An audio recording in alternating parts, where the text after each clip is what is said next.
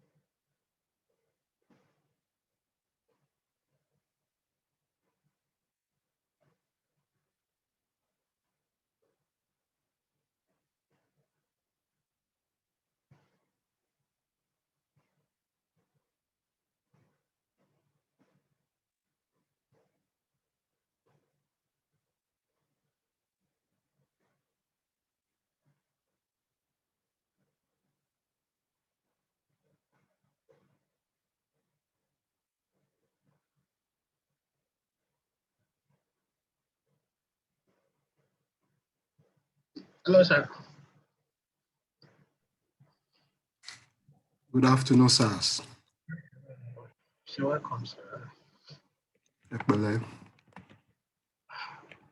Oh, I was hoping we'll be able to start by 2 p.m. But it seems Yes, others are still I not here. even encourage my own members, like at least 5 minutes, make sure you're on.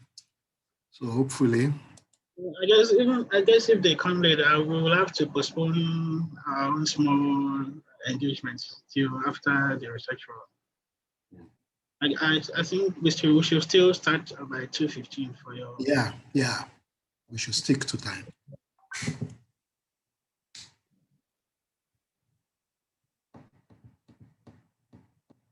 Hopefully, we'll see some people coming before that time.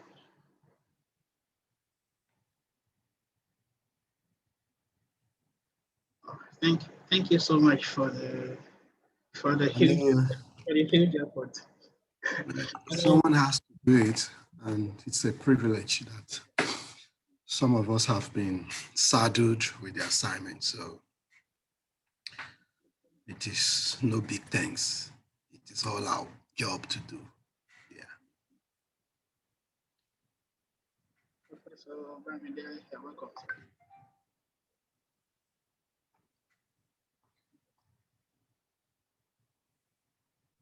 Chief Okis. Assalamu alaikum, sir. You're welcome, sir. Yes, sir. Yes, sir. Ekweto. Yeah, it's so nice to have you. Yeah, we look forward to hearing.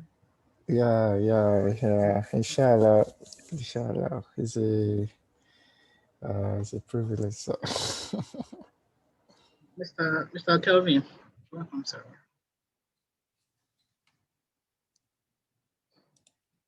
You're all welcome.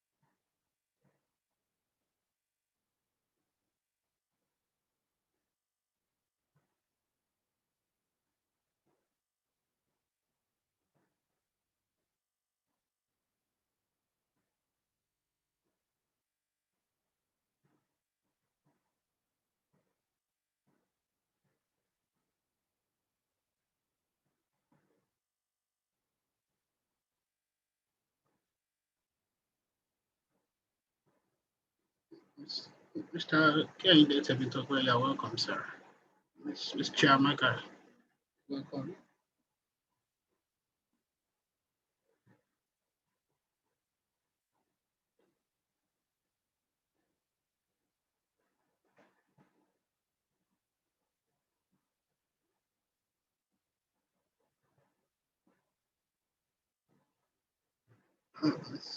Miss Deborah Anolu, you're welcome. It's nice to have you here. Thank you very much.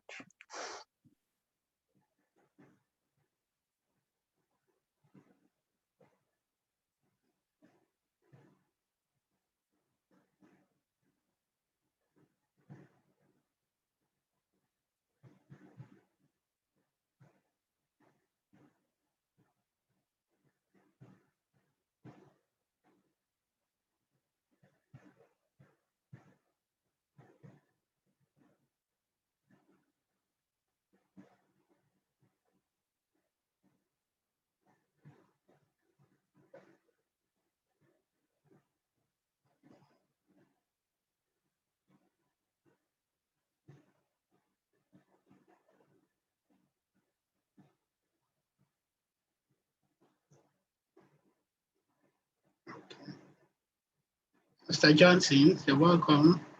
I think Dr. Uchechi is here also. You're welcome.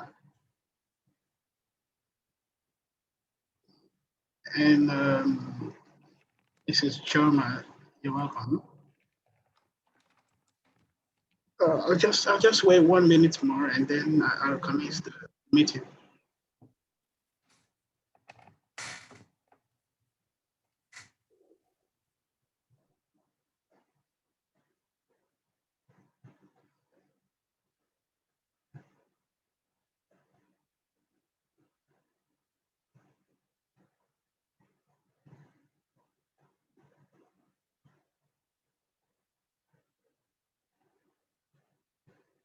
Okay, we have 11 participants now. I think we can start so that we'll be able to meet up with the commencement time of our research forum.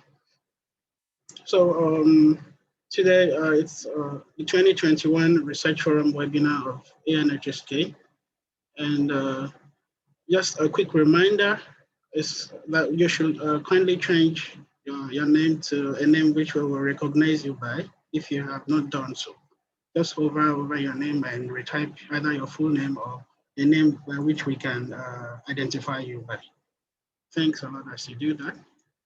And I'll just quickly go through the agenda for today. Hopefully before 5 p.m. or at most 5 p.m. we should end the meeting. So we'll just go through a little bit of our general meeting, the third quarterly meeting, with just some updates on ANHK, and then immediately we'll commence the ANHK Research Forum proceedings, which shall be handled by the Research Forum Committee. And finally, if Professor Marafa is able to join us, he's not quite sure now, he will give us some advice and talks and end the meeting with that. So as we commence the meeting, let's say the national prayer first. That's the second stanza of the national anthem. You can sing along as I play the audio file of the national anthem. Yeah. So once again, welcome us all to today's third quarterly meeting and the ANHK Annual Research Forum.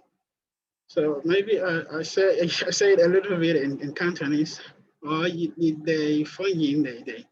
you're welcome all, and we warmly appreciate you for joining today's meeting. So basically, my thanks also go to all members who have joined us now, and also to Research Forum, all the 5 members of the Research Forum, Mr. Blessing Adioti, Ms. Chiamaka, Mr. Bamidele Ola, Mrs. Juliet Metsu, and Mr. And Mr. Ayomide Oladoshu. Thanks a lot. And also, we thank our patron, the members of the alumni who have helped us and supported us in making the association better and better each day.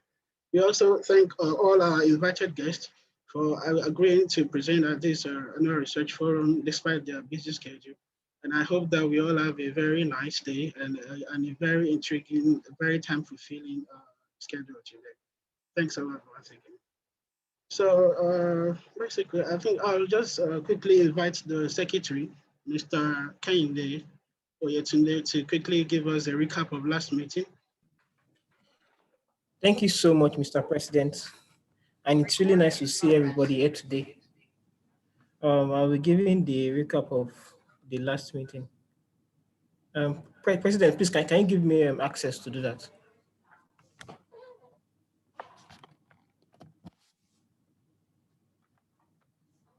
Just a minute, please. Yeah.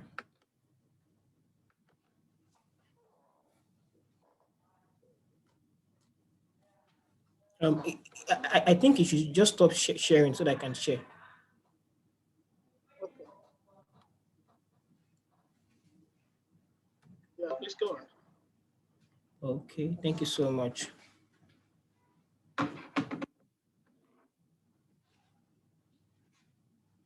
Let me see.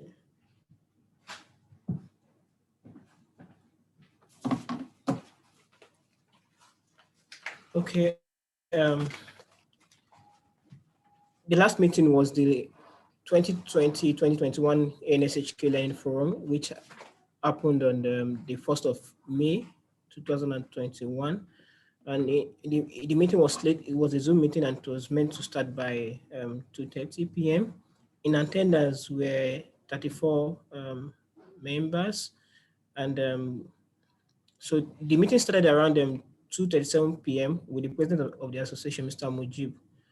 The president reminded the participants to authenticate their registration for the event and gave an outlook of the different events for the day. After the outlook, the meeting continued with the singing of the second stanza of the national anthem, which happens to be national prayer. And the president gave the welcome remark by thanking all the members and the alumni of the association. After that, we had the adoption of the last meeting, and we had the reading of the last meeting, and it was adopted after the reading. Then the president gave an update of events that happened between after the last meeting, which included the soccer practice, the leisure walk to Cape Dagula, and also the president gave updates on the different um, update on the secretariat, graduation, weddings, births, new positions, and new recognitions. After the updates, we had the learning forum, which had two panelists, Dr. Amwa and Mr. Mutanga. The session started with Dr. Amwa, who gave a topic, who gave a talk on the topic mental health, the Indo generation, and mid-pandemic tendencies, a scholarly and African perspective. After Dr. Amwa's talk, we had an interesting question and answer session. So after that, the Mr. Salahuddin introduced the second speaker, Mr. Mutanga, and he gave an extensive talk on the other side of Hong Kong, the African community and Black experts. After the learning forum, we had the AOB, where the president shared the planned activities with the members of the association and reminded them about the availability of souvenirs from past sessions. Attention was also called to the payment of the annual due. After the AOB and the announcements, the closing remark was also given by the president, who expressed gratitude to all the members. After which Dr. Bayo Shojobi moved the motion for adjournment and Ms. Olutomila Ekpetiri seconded the motion. So that was it for the last meeting. Thank you so much, everyone.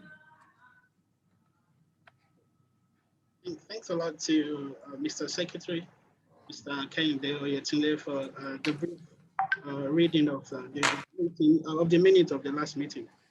If there is any correction or any attention, any remarks to give, kindly do that in the next 1 to 2 minutes.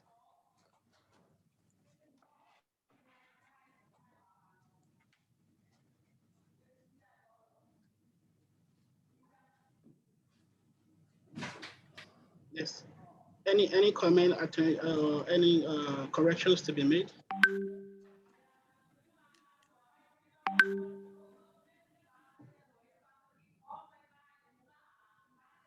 I'll wait again for 30 seconds more.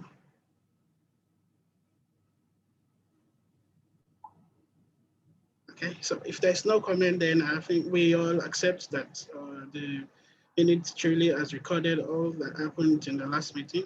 And so it is adopted to be archived into the association's archive. Thanks a lot for that. So just a quick update on the things that went on with the NHK between the last meeting on May 1st and today, June 19th. So first there was soccer practice for Studios Eagles on the 15th May, held at the park in Lukfu. And we have members from the Studios Eagles make practices and prepare for our future matches against our African brothers and Hong Kong locals. And also there was a Python boot camp for 2 consecutive weekends. The chief facilitator was our secretary, and he was joined by 3 other co-facilitators. The first day we had about 18 to 19 participants. And unfortunately, on the second day, just 5 people who joined. I guess the boot camp was a little bit intensive. So, but we wish that everybody that joined can still keep on the burning fire of enthusiasm in Python and learn more in the future. So finally, there was Dr. Nunai on Sunday and Dr. Taiwo and I on Sunday. They were admitted into the PhD degree. They had the 2021 commencement in City University of Hong Kong. And also Mr. Sanka Abdul Rashid's family gave birth to a beautiful baby. We appreciate God and ask him to protect the baby and the family. And lastly, three of our members, the master's degree members, they have come to the end of their studies. Adekemi Adebambo and Anu Oluwapo Oluwadare of Lignan University, and Ademola Osho of Hong Kong Baptist University. We thank God for your success, and we wish you more and more success in the future. Congratulations. Thank you very much. Thank you. Okay, so just as we said, we want to start the research forum by 2:15, and it's just 2 minutes away. So I'll just quickly give just a brief overview of the research forum, and then hand over the platform to the research forum committee chairman, Mr. Blessing Adioti. So as we've known, we have 5 members of the research forum committee from 5 different universities in HK, to make the inclusivity and the spirit of participation in Hong Kong. So the theme today will be academic research, global challenges, and the way forward. And our anchor is, of course, Mr. Blessing Adioti, the chair.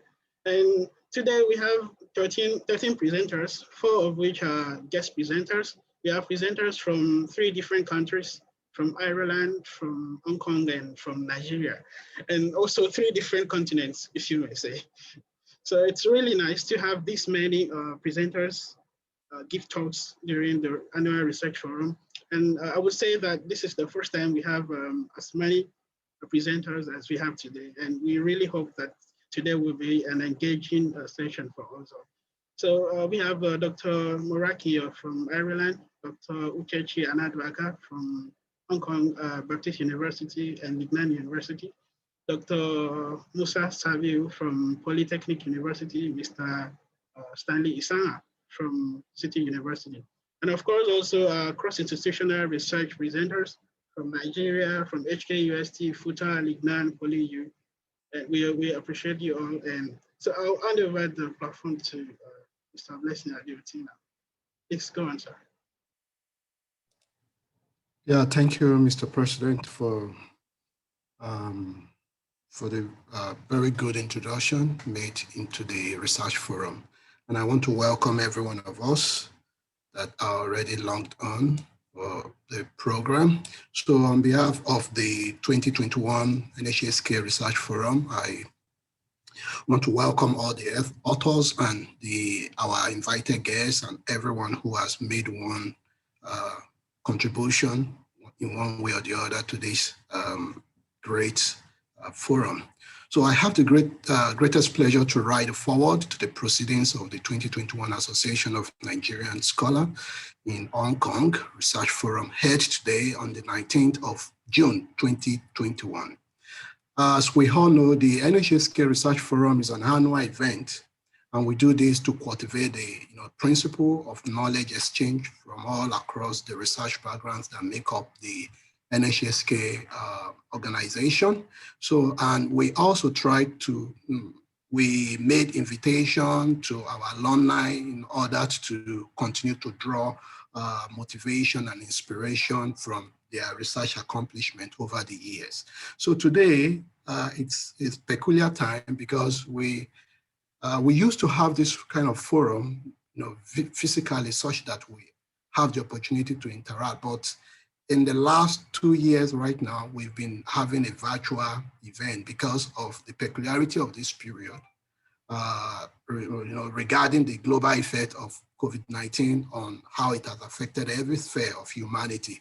So this challenge, call for a deep reflection and has motivated us in the committee to come with this research forum team, the academic research, global challenges, and the way forward. So, and we're going to have 3 plenary sessions. We have 4 invited guests, like we've been informed earlier on, and 9 other people contributed abstracts across the 3 continents. So in the 3 plenary section, we're going to have some of our colleagues handling these sections. So the first section is going to talk on health and well-being, impacts and research and development in time of crisis. Then after that section, we'll move on to the second section, which is going to talk on issues relating to gender, race, and global politics. And in the third section, we're going to look at innovative solutions in engineering, science, and technology.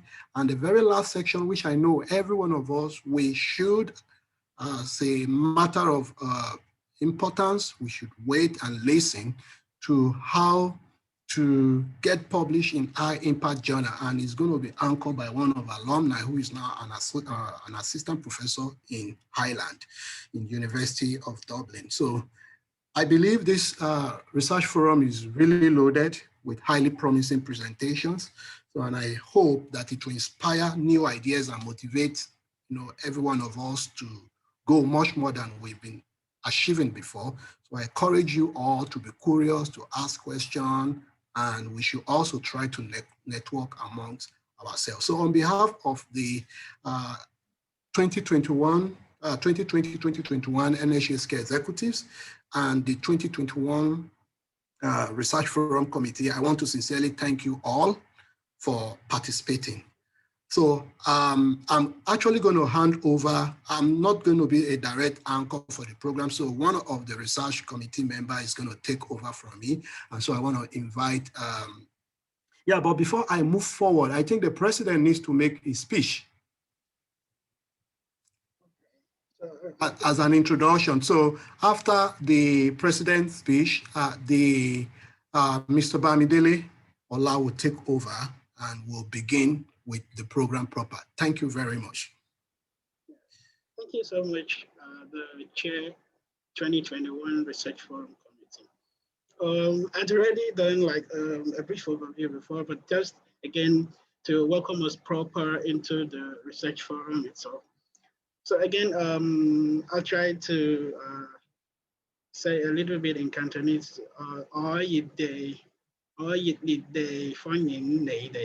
We warmly welcome you all to this research forum.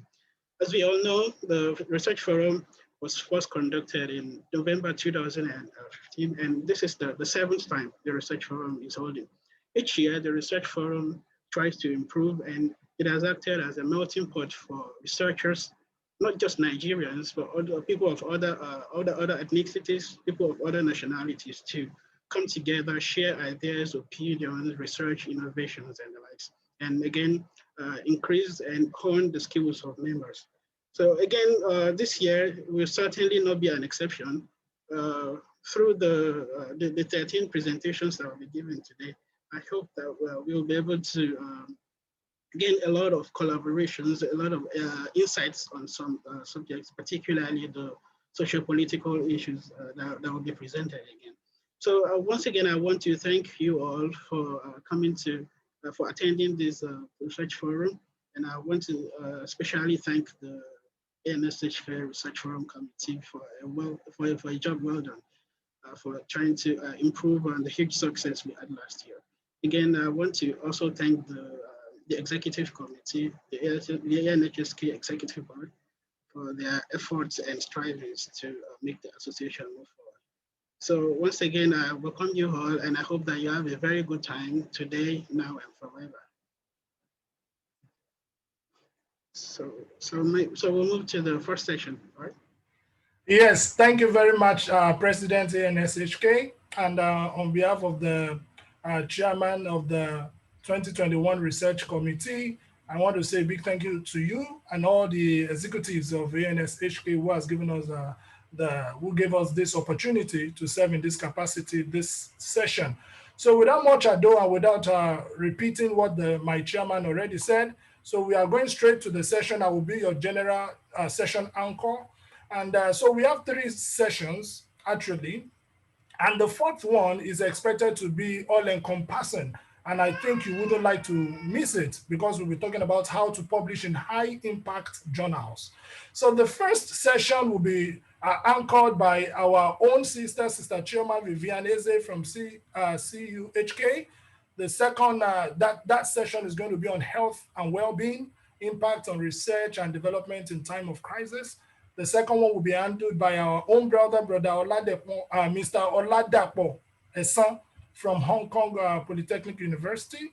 He will be anchoring the session on issues in gender, race, and global politics. And finally, we will have our own Mr. Philip Bodunde from the Chinese University of Hong Kong. He will be anchoring the session on innovative solutions in engineering, science, and technology. So, and then after this, we are going to have our invited guest, Assistant Professor Toby Murakinyo, speaking to us on how to publish in high impact journals. So it promises to be highly engaging. And then, like we have been told, we have presenters from across at least different continents, Asia, Africa, and Europe. So without much ado, let me hand over the baton to Mrs. Chioma Vivian Eze to anchor the session on health and well-being. Thank you very much. So over to you, ma'am. Okay, thank you so much, Mr. Bamidelola. Our distinguished colleagues, I welcome you to this section of the 2021 Association of Nigerian Students in Hong Kong Research Forum on health and well-being. My name is Mrs. Chioma Eze. So, and it's going to be on impacts on research and development in times of crisis.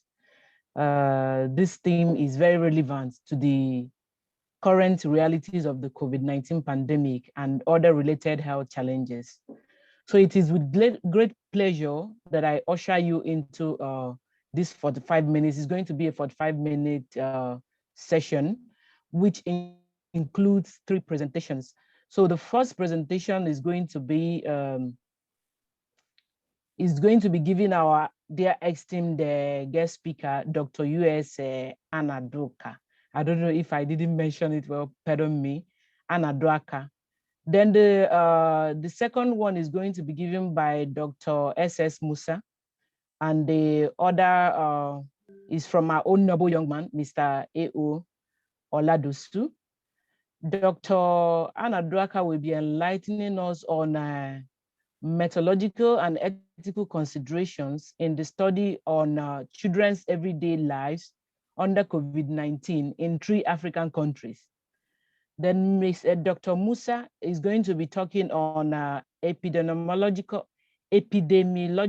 parameters and mathematical model for COVID-19 in Africa, while Mr.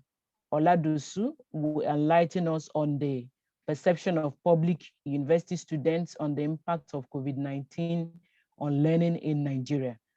So it is my hope that you will find these presentations not only insightful and informative, but also a productive seed for further research, innovation, and developmental impact on the central theme of health and well-being. Not only the present COVID-19 pandemic, but also in relative times of crisis. So I assure us this session is going to be timely. So our first 2 speakers are going to be given 15 minutes each, and the third speaker is going to have 7 minutes. Please, I beg of you, our speakers, try to stick to the time, okay? Then anyway, I'm going to remind you maybe 3 minutes before your session ends by chat. You are going to know that your time is already remaining 3 minutes before your time ends.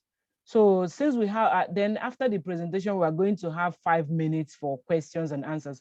So during each presentation, if you have any question, just post it in the chat session. At the end of all the 3 presentations, we are going to have entertain the questions with 5 minutes. That's for that. We also request that all in attendance give an assessment of each presentation by completing the online questionnaire using the link found at the end of your copy of the abstract.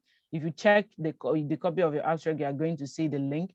Please endeavor to complete the questionnaire there. You may also include your questions and comments to the presenter on the questionnaire. So please sit back, relax, and listen so that we can learn from this session. Thank you. So I invite Dr.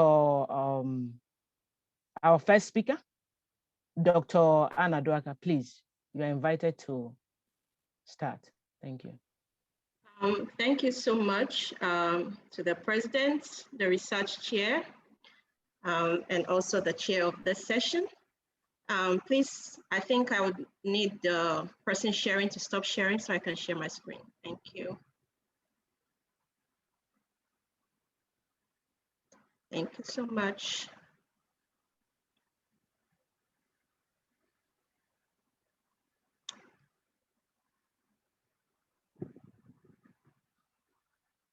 Good afternoon, everyone. My name is Dr. Chechi Shirley Anadwaka. I'm a postdoctoral researcher in Hong Kong Baptist University. And today I'll be talking about a collaborative study in 3 African countries on children's everyday lives during the pandemic. So the table of contents, the motivation, the analysis, ethical concerns, and also a conclusion.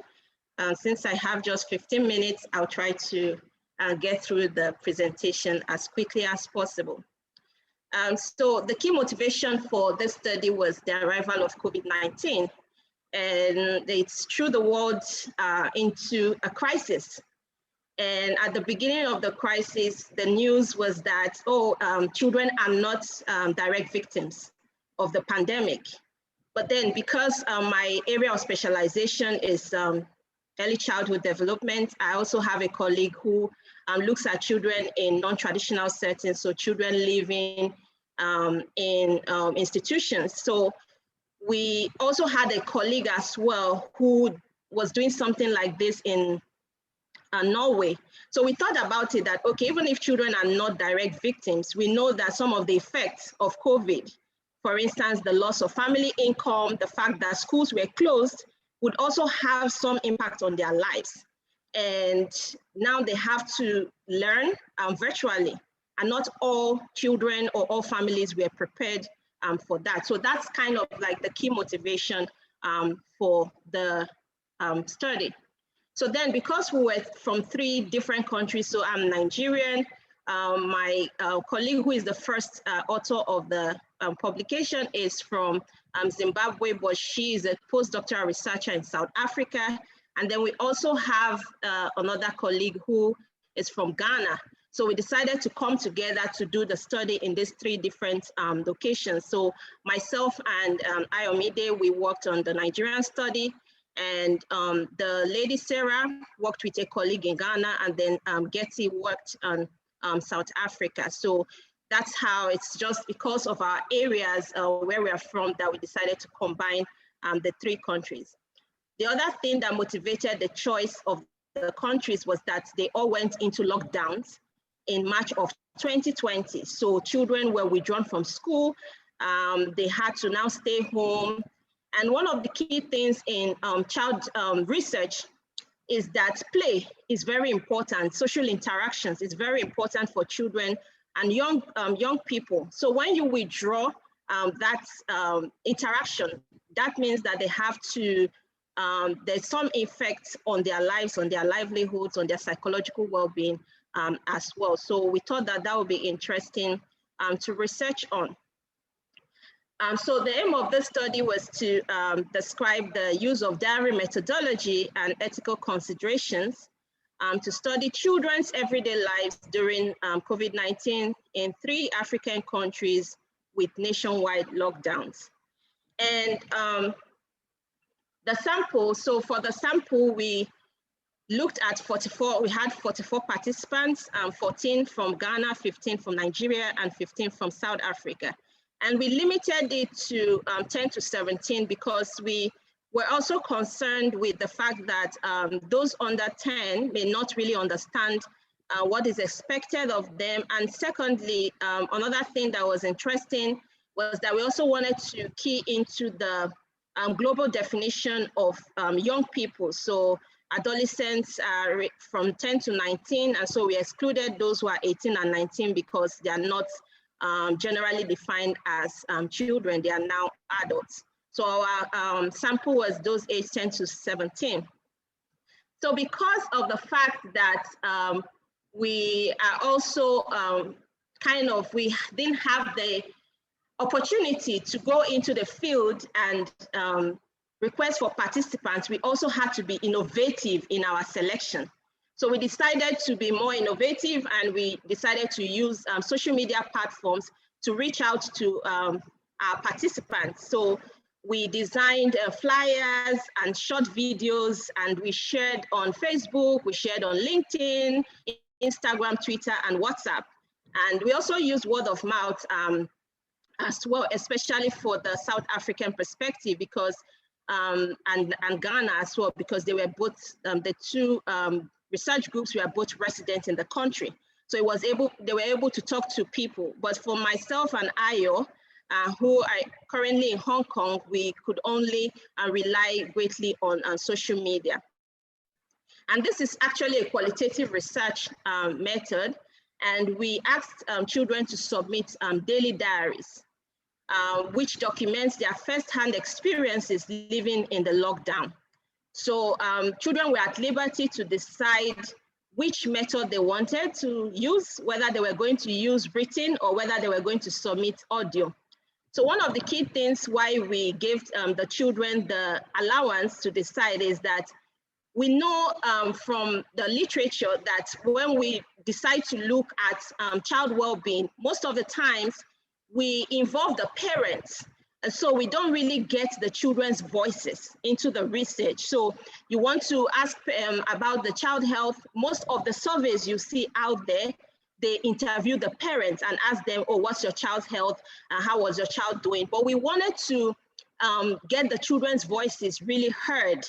And we felt that this would be a very interesting thing to hear from the children directly. How are they feeling during this pandemic? Because their voices were not really captured in the stories in the media about how children are feeling, because everyone was talking about, oh, it's the elderly who are the victims, they are the ones dying, they are the ones contacting the virus, and no one was really paying attention to the children themselves. So, and the choice of daily diaries was that we wanted them to document it as it's happening. So every day you kind of put down how you are feeling in that instance. And so one of the questions we asked them was that, if you think back last year before schools were closed and you compare it to now, how do you feel? How do you feel about being away from your friends?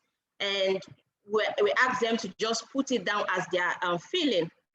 And this data collection was done for over 4 months, because each country kind of did their data collection process at different times, although we used similar instruments. And for those who are into qualitative research, they know that one of the key things about qualitative research is the ethical concerns.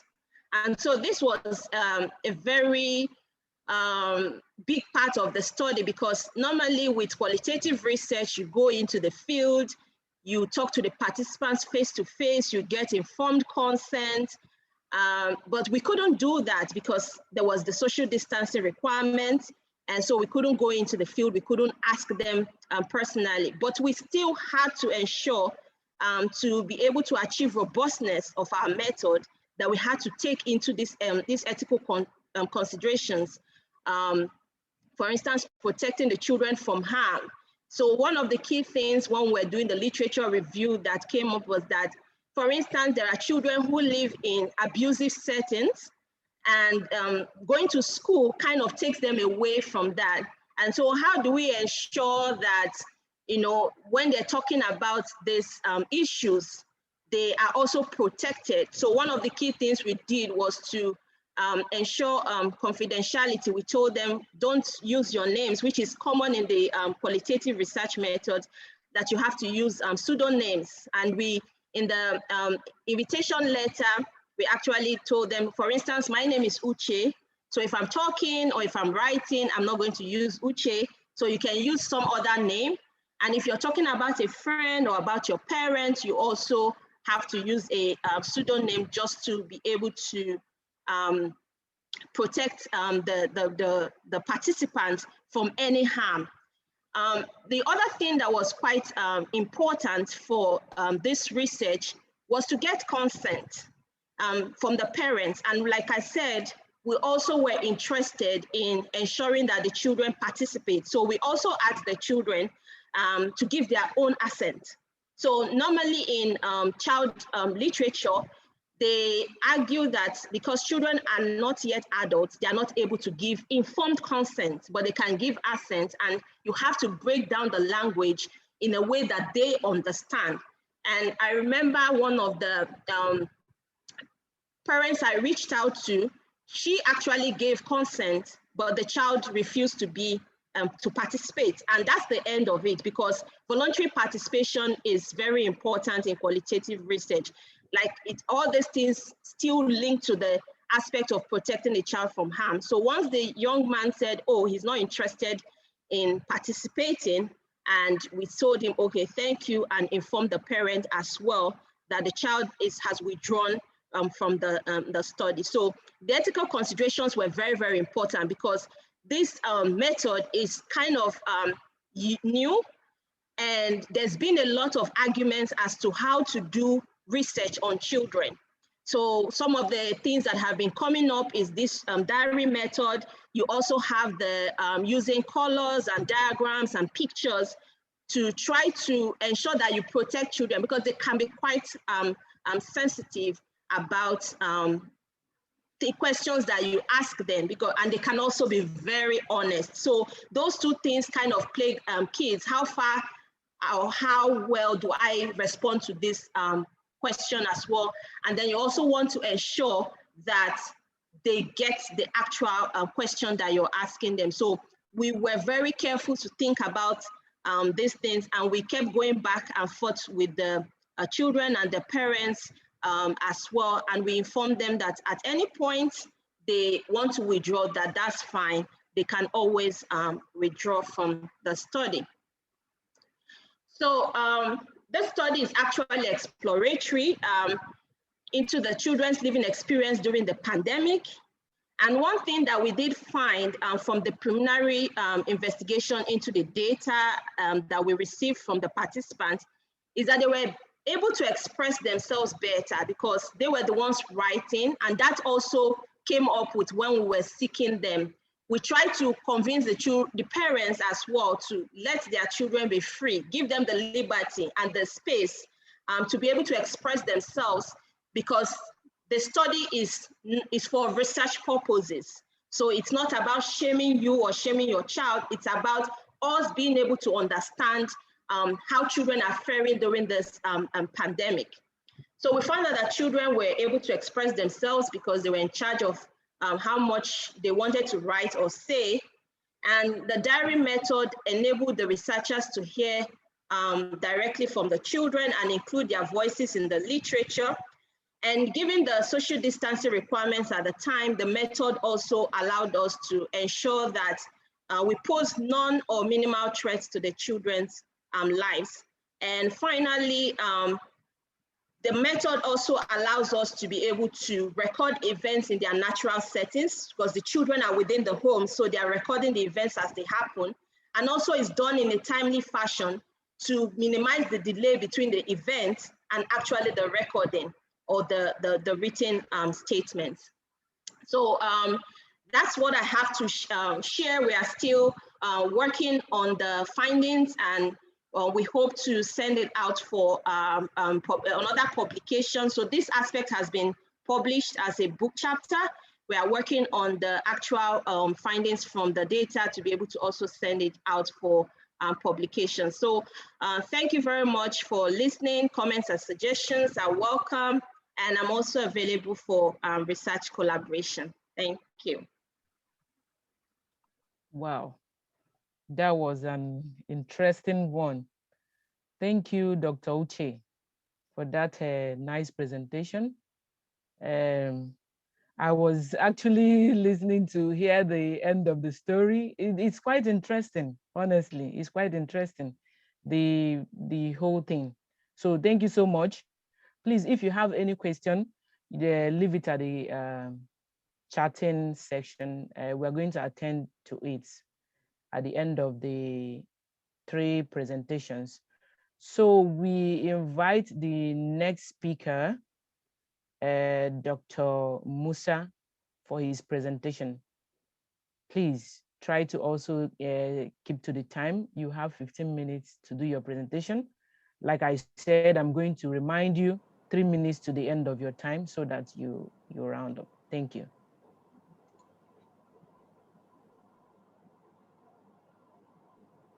Dr. Musa. Yeah, can you hear me, please? Okay, yes. Okay, let me share the screen.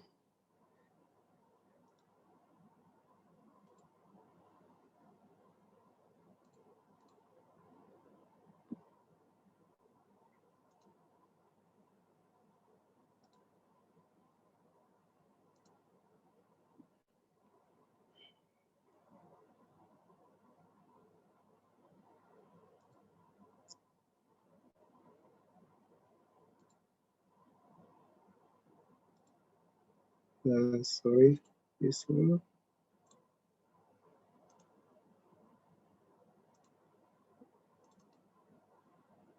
Okay. Yeah.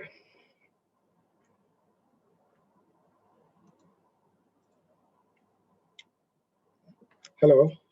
Can you hear me, please? Yes. Yes. Go ahead, please. Okay. Thank you. Good day, everyone. Thank you very much for inviting me to the ANSHK conference in 2021. Thank you for the introduction, and I'm really happy to present our research in this forum. So as you can see, the title of my talk is Epidemiological Parameters and Mathematical Model for COVID-19 in Nigeria. Sorry, actually there is a slight changes in the title. So instead of Africa, so I specifically consider Nigeria, because we have like, initially I intended to present like 2 results, but because the time is very short, so I cannot be able to do that. So the outline of my talk is divided into 4, as you can see. Firstly, I will give a brief epidemiology of infectious diseases, and then I will present some of our results and then conclude. So first of all, going back to history of some epidemics and pandemics, we see that infectious diseases were responsible for most of the deaths that occurs worldwide, as according to WHO 2002 report, which shows infectious diseases were responsible for about 22% of all the global deaths. And it causes a lot of huge socioeconomic loss. And another joint report by the WHO and World Bank shows that an estimated loss of about 2.2 to 4.8% of global GDP. So it is actually a key to globalization and public health. So when we look at the history, we see that there are so many epidemics and pandemics that occur worldwide. For example, smallpox, which kills an estimated 300 to 500 million individuals.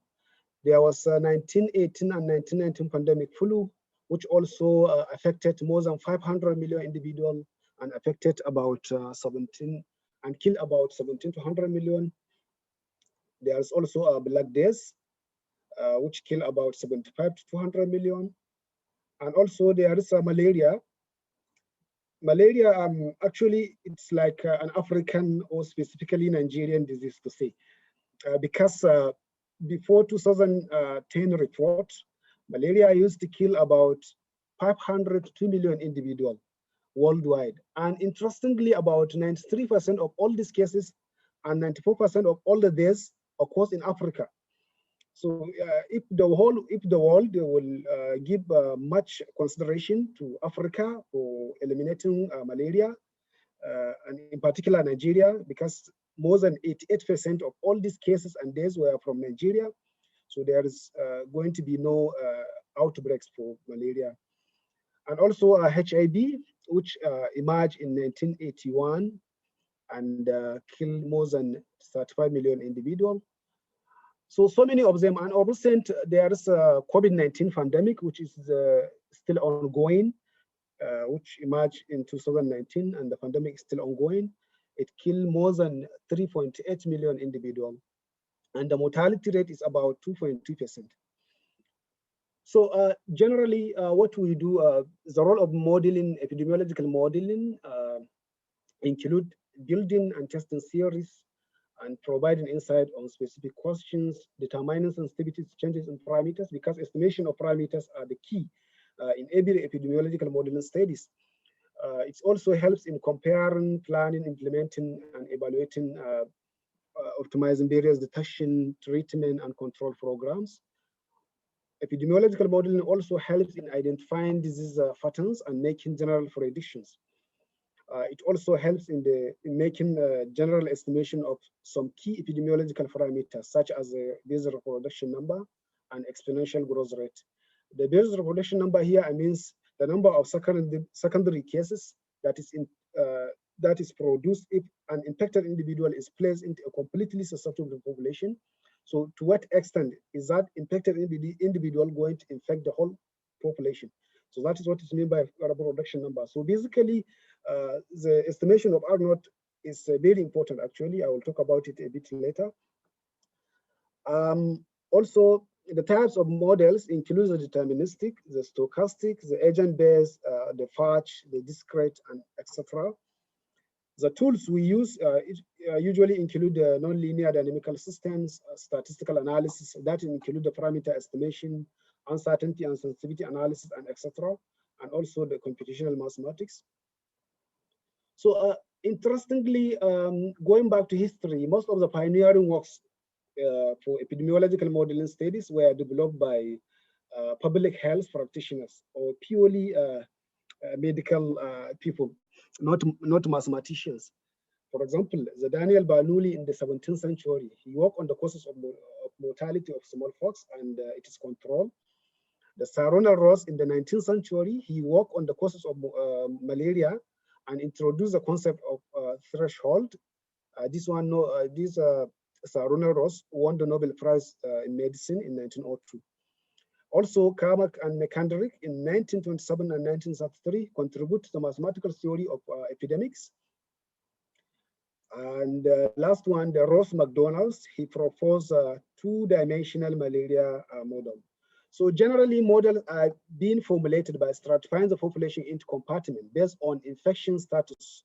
So it is usually divided into 4. SEIR, that is the basic model: the susceptible, the exposed, the infected, and the recovered. So here you see that the first cycle, the blue is a susceptible population individual, the red is infected. So if one infected individual is placed into this population of wholly susceptible, the whole population is susceptible, that means everyone can be infected. So to what extent, to what ratio is this infected individual is going to infect other people in the community? So in this one, you see that 1:2.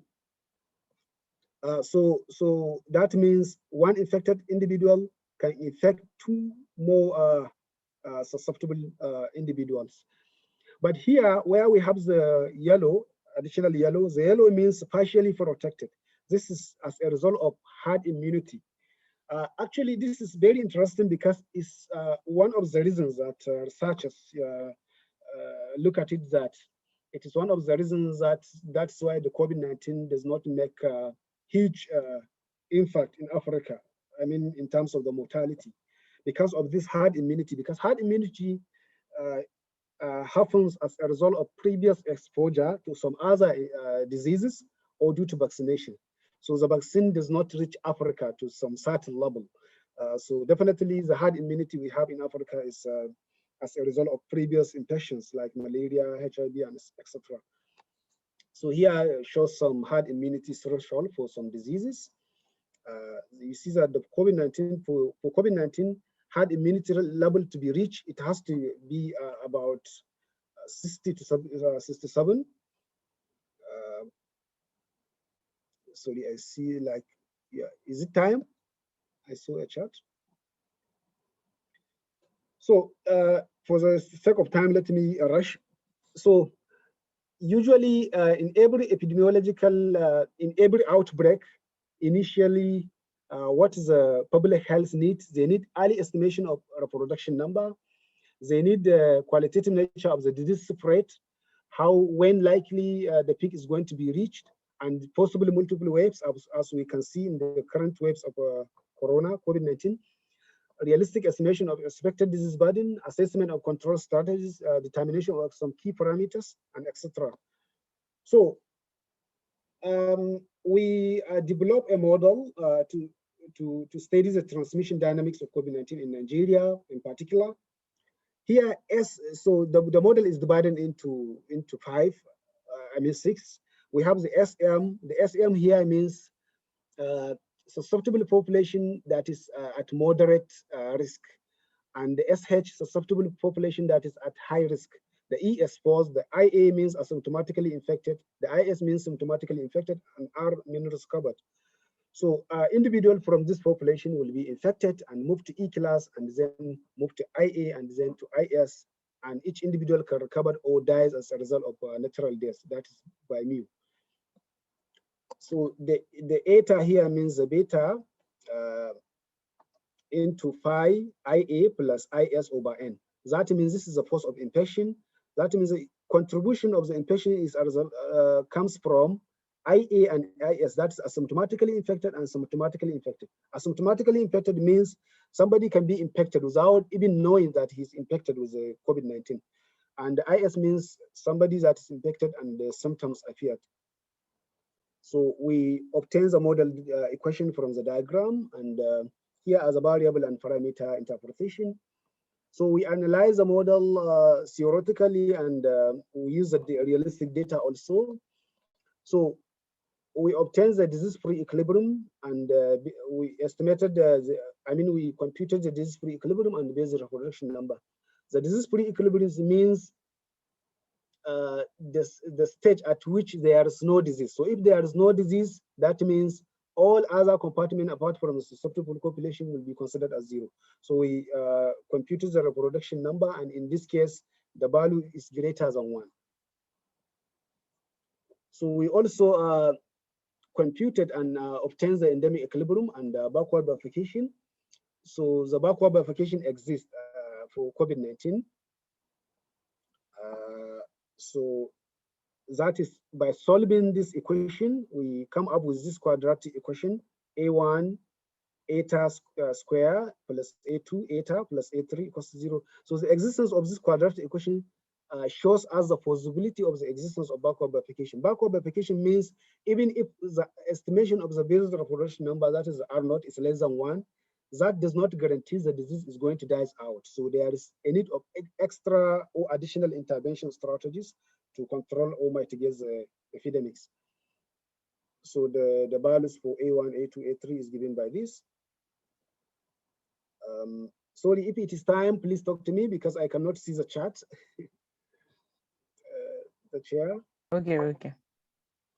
So you just have 3 minutes left, please. Okay, thank you very much. So we use the data, we obtain the data from the WHO because usually we use the secondary source data. So the data is there in the WHO dashboard. So for Nigeria in particular, so we use our model to fit the data and make some predictions a little bit. So here you see that the first one, we use the cumulative cases, and here is the daily cases. You see that in both cases, the model fitted well to the data. And lastly, we conducted a sensitivity analysis using the partial rank correlation coefficient with the R0 and infection attack rate as a response function to find out the most sensitive parameters that should be prioritized in order to control the COVID-19 epidemic in Nigeria and beyond. So here you see that based on our analysis, we found out that 0.1 here, 0.2, 0.1, 0.2, the beta, and the gamma 2 are the most sensitive parameters that should be given some emphasis in order to control COVID-19 in Nigeria. So you see that all these parameters are related to movement of people from high risk to moderate risk. So directly, in order to control the epidemics efficiently and timely, there is a need actually to like introduce some other means of surveillance, contact tracing, and other strategies in order to find and especially the contact cases. So in conclusion, the main epidemiological finding of our study are summarized as follows. We estimated the R0 and found out that it was significantly larger than 1 and depends on the human susceptibility and virus transmission efficiency. We also show that the model exhibits the backward application, and also based on our result from the sensitivity analysis, we found out that proper surveillance and especially movement of individuals from high risk to moderate risk, testing, face mask use, proper contact tracing, coupled with other non-pharmaceutical interventions measures are the key strategies to mitigate the COVID-19 epidemic in Nigeria and beyond. So we are still we are still working on these issues. The first one is non-autonomous solution of the model, because we simplify the model based on autonomous case. So here we are looking at the non-autonomous solution of the model, which is a very interesting often problem. And also it is interesting to know the role of modeling on simultaneous infection, that is the co-infection of COVID-19 and other diseases. For example, like co-infection of COVID-19 and malaria, also what is the impact of COVID-19 on malaria, and etc. Also to assess the impact of social media for intelligence, public information, and warning during disease outbreaks. In a nutshell, means the dissemination of information. So, which is very important. We did one research on this, that is awareness, COVID-19 was awareness program, specifically in Nigeria. And also it is important to determine the role of variant of consent on reinfection cases, because currently reinfection is one of the key issues that's happening in the case of series of waves for COVID-19. So thank you very much. But lastly, I would like to say we are all vulnerable and responsible. We are all vulnerable because everyone can be infected. So, and we are responsible because most of these epidemics and pandemics occurs as a result of our actions to the surrounding environment and animals. Just like you see as in the situation of COVID-19, it comes from bats, and now the pandemic is still ongoing. So this paper is published in the result in physics. Thank you for your attention. Thank you so much, Dr. Musa, for the detailed presentation. Thank you so much. So without waste of our time, we invite the third speaker, please, Mr. A.O. Oladosu. You have 7 minutes to give your presentation. But before I invite him, please, the link for Dr. Uche's questionnaire is in the chat. Please follow the link for her questionnaire. Please follow the link and fill it up, please. Thank you. Then Dr. Musa's link will also be pasted, or you check it, like I said in the beginning, at the abstract. So Mr. Oladosu, you are welcome to give your presentation. All right, thank you. Good afternoon. Because I need Dr. Musa to stop sharing his screen so I can share mine as well. Yeah.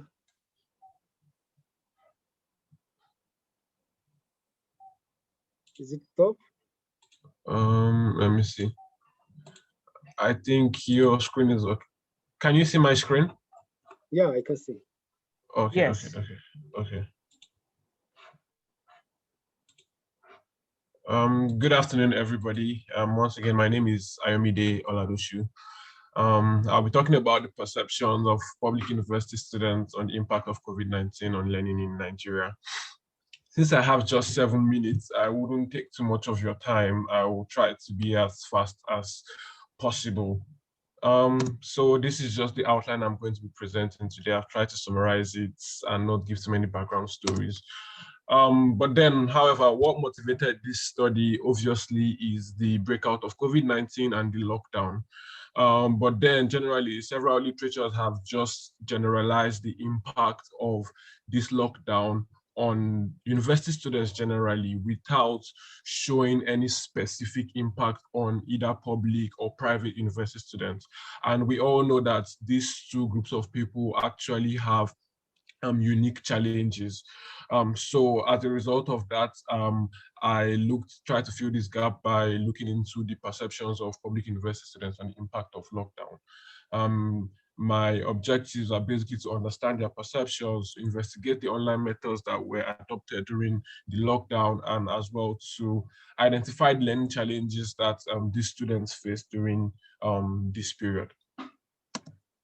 For the methodology that was used, it was purely a qualitative study. Basically, I was in Hong Kong here, and most of my participants were back in Nigeria. So I had to purposively and use snowball technique to identify these participants. We just had a total of 22 people who are interviewed, at least people beyond 18 years and above, who I interviewed over WhatsApp calls, Zoom, and some of them had to be chat because of bad network. So some of them had to just chat over the phone. And then for the data extraction and analysis, I used word cloud and basic simple data chat extraction from the chat platforms where I communicated with these people, and I analyzed the data through simple thematic analysis.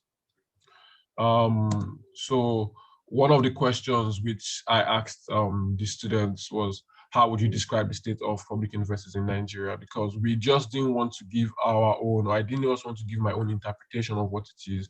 I wanted the students to kind of tell me what they think. And from Word Cloud, this is kind of the things basically they said. They were mixed perceptions or mixed feelings of how they felt basically about their universities. But most of it, I wouldn't say surprisingly, because of the state of some schools in Nigeria, was purely bad, not so positive from what we can see here. So these are some of the words they used. I just put them in word cloud form. And then, yes, just to back up those words, so these are some of the responses the students gave. Like I said, it was kind of mixed. So some of them said it was very good, and some of them said it wasn't so good. But even for those who said it was good, you would not feel identified that the courses were quite, so it was just a medical student who said it was good. So maybe it's as a result of the program, and maybe the fact that they are attached to maybe teaching hospitals or something different, basically. But however, they still had challenges which you had the students complaining of something about electricity. So for a course like medical course, or even for students generally in this time where IT or ICT is needed for learning, and then there's poor electricity or poor power supply, you would realize that learning would have to be halted, or you would have to be very challenging for the students. In terms of learning outcomes or learning methods that were adopted, actually 75% of all of our participants had no learning method adopted during the lockdown. So it means 75% of the people who we interviewed were not basically having classes or any of those things. And even for those who were learning, you can imagine how difficult it would have been to learn basically through Telegram or WhatsApp group chats. I would assume that, or some of them were saying that probably they were basically just sending them notes. So there was no verbal interaction between the students. So you can imagine probably it was basically just self-learning, and which sets them behind other people, both internationally and nationally. In terms of the learning environment, it wasn't so conducive for most of them. For some of them, yes, even regardless of the fact that the space was there, they still had distractions from family members and siblings. For the lockdown, one of the challenges which I encountered in this is at that time, the universities were also encountering strikes. So it wasn't so clear to say if it was a lockdown or it was a strike that was actually making them respond in the ways they were responding. So they had double blow of the current situation. So they had the impact of lockdown and they had the impact of strike. So you can see that public university students in Nigeria are actually facing double challenges just beyond COVID-19, but strike, it seems to be another pandemic in Nigeria. What does this imply? The findings simply just suggest that learning actually is going to be there's what do you call it? There's a need for stops of the end to the strikes that go on in Nigeria, not just looking at the impact of COVID-19, but then you realize that public university students are actually being set back, like I have mentioned, not just by COVID-19, but by issues of strikes and other socioeconomic bottlenecks in Nigeria. And as well, if Nigerian students are going to compete internationally, there has to be an improvement in infrastructure. Because right now, there's not just gap in, initially the gap used to be between people who were enrolled in schools and people who were out of school. But right now, as a result of this COVID-19, as a result of the strike and the use of digital and the digital transformation ongoing, the gap now is no longer between people who are enrolled in universities and people who are out of universities, but rather it is the gap between people who are enrolled in maybe private universities or people who have access to digital technologies by either three-year schools or personal use, and those who do not have. So if we are going to close this gap and improve learning in Nigeria, then there is basically a need for government to improve infrastructure, basically in the areas of power and access to internet. I know I have about 15 more seconds or so. My study was not without limitation. So in terms of interviewing these people, time difference between Hong Kong and Nigeria made it very challenging. Poor internet connectivity basically amongst my participants also made it very challenging to interview or collect my data. And then we could not make video interviews because of network or maybe access to Zoom or the kind of phones they use. So it wasn't really, because one of the interesting things about qualitative interviews is to as well, not just listen to what they say, but as well read their own body language, their expressions. But we're not able to do that because of these challenges. And then the strike, actually, so I really cannot conclude by saying maybe it was the impact of COVID-19 that has these poor perceptions on public university students or the strike. So there's a double blow, like I have said, and there's a need to basically resolve these issues. I would not go through my conclusions because of the time. It's similarly to what I have said before, showing that the COVID-19 has actually affected public university students, the activities of public university students in Nigeria. But then there's another effect, which is the strike caused by strike.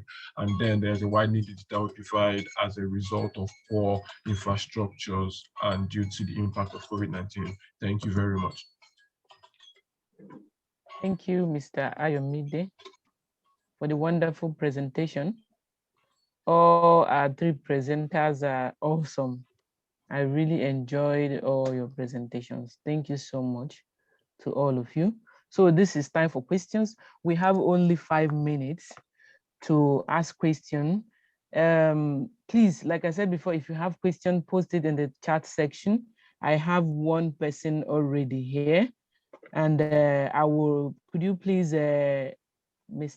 Blessing Adeoti, unmute yourself to ask your question. Sorry, because of the time, I already sent it to you. You can just read it over there. Okay, thank you. So the question goes to Dr. Musa, and it says, does the model suggest the use of all the prevention methods in Nigeria? How does the model correlate with prevention methods? I take it again. Does the model suggest the use of all prevention methods in Nigeria? Then Yeah. how does the model correlate the prevention methods? Thank you. Dr. Musa, over to you, please. Yeah, can you hear me? Yes, yes. Go ahead, please. Yeah, so the first question is how does the model relate to the... Does it suggest to the use of all the prevention methods in Nigeria? Does it suggest the use? Not all actually. What we did actually, we just consider movement of individual from high risk to moderate risk. So based on that, we suggested lockdown, face mask use, and most importantly, contact tracing. Because like lockdown and other some of the key intervention strategies is very hard to follow or to comply in Nigeria or in Africa generally. But the contact tracing, we can still do it in Africa or in Nigeria. So, which is very important because of the problem of the asymptomatic cases. So we did not consider all the prevention measures actually, it's just some, because there are so many prevention measures. Like I said, there is an awareness issue. The issue of awareness program is also an intervention program, which is very important in mitigating COVID-19. We did one research on that. You can check the COVID-19 with awareness in Nigeria in particular, because our community need awareness, because up to now, many people I know, they don't even believe with COVID-19. Until now, people are dying, and many people still don't believe that COVID-19 is still existing. So we need to actually modify the awareness program we does in order to mitigate the COVID-19 effectively in Africa. Thank God we have the issue of herd immunity threshold. We have been exposed to many previous infectious diseases like malaria. So that what help, in every advantage there is disadvantage. So because of that, previous exposures, we are able to fight COVID-19 relatively good, because initial prediction by the researchers shows that there is going to be a huge impact in terms of the mortality in Africa. But as time goes on, the scenario is different.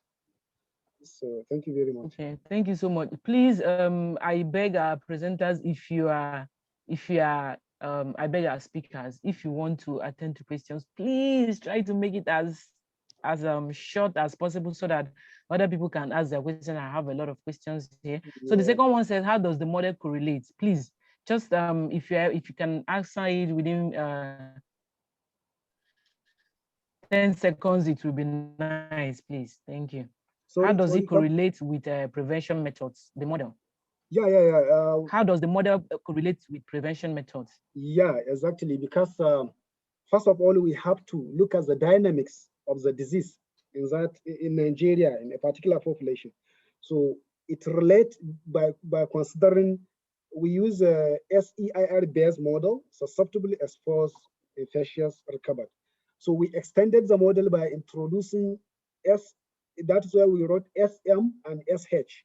So that one is our own extension in order to cover up a population that is moderately, that is at moderate risk, and the population that is at high risk.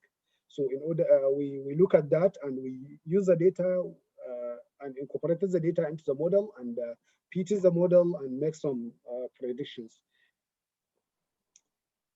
Okay, thank you. I hope he answered your question, Mr. Blessing Adeoti. Yeah, then the second question is from Bamidele Ola. Yeah, please, thank you. I think we should just move on. We don't have time. Okay. Please, just try 15 seconds if you can, is okay. So it's from Bamidele Ola, and it goes to Dr. Uche. Does Dr. Uche's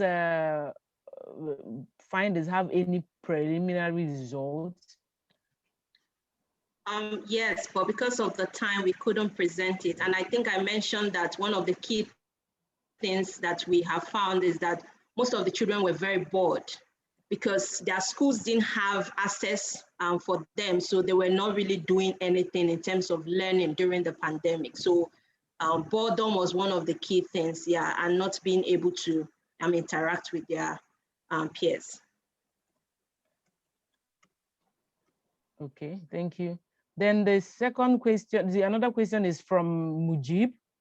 He's also asking you, Dr. Uche, that in using the diary method, did your research take into consideration the fact that diary keeping is no longer a popular practice nowadays, and that correspondents may not be able to put very important details in their diary? One thing we know that in research, different methods can come up.